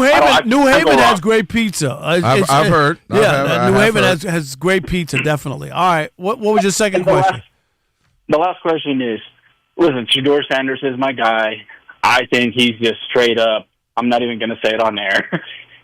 But what do you make of this conspiracy theory, Rob, about Kevin Stefanski setting up to fail because of the whole Tim McCarver thing? As you know, that's the infamous thing about. I was there. I covered that World Series with the Tim McCarver and the Deion. I was covering baseball then, and no, I don't believe that. It's just that none of that. If it just doesn't make any sense. Listen. You don't need to do that. They didn't even have to draft him. They didn't have to play him. You know what I mean? As soon as Dylan was healthy, just take him out. I mean, come on, man. You don't go through all that to try to set somebody up. And you know what else, too? I'll say this. It's silly. I cannot like somebody, not necessarily the kid because you don't know the kid, but like his dad and still conduct business. You get what I mean? Like he doesn't have to like Deion and what he did. Obviously, he may feel differently because that was his grandfather, but still can conduct business and move forward. Like I'm trying to do something. And they named Shedeur the starter. But yeah, man, but Deion got him good, though. What would you have done? No, that's unprofessional. What if Matthew Stafford had did that to you?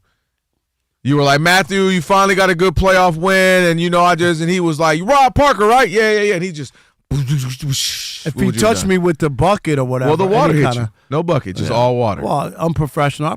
Me and him would probably have an issue right there. Would you tussle? I don't know if I would actually. I think I would have to have him. Or do you just fall and get sued? Like, yeah. I'm suing. I'm like, I can't swim. You know what I mean? Or dang, Rob, set us back. That water went into my it burst a vein in my eye. I can't see choke. now. Yeah, just choke. That's all. My eye, something like that. Yeah, don't do the swim one. They already thinking we can't swim. We don't need that. That's all right. Don't do that one right there. All right, what's the score right now? 14-3. Aaron Rodgers to a touchdown. Aaron Rodgers to so this would be win Valdez Scanlon. Yeah, he's still playing. You all right? You still all right? I'm all right. It's going to be a bad football season for you all the way around. Well, I still feel good about it. I'm just telling you, like, all the way around, and then next year you'll bow down to me and you'll be like, you know what? I'm bounced back. Rob, I appreciate your football knowledge. Yeah, and we got the NBA coming up. That's all right. I've been covering this league since 1987, and it shows. Yeah, you picked the Bucks to win the championship. Be quiet. I didn't pick the Bucks this year. And speaking of Aaron Rodgers, you lucky it's time. The Jason Smith Show with Mike Harmon is coming up next. I never miss your radio show. I never hear it, so I never miss it. Did you hear that?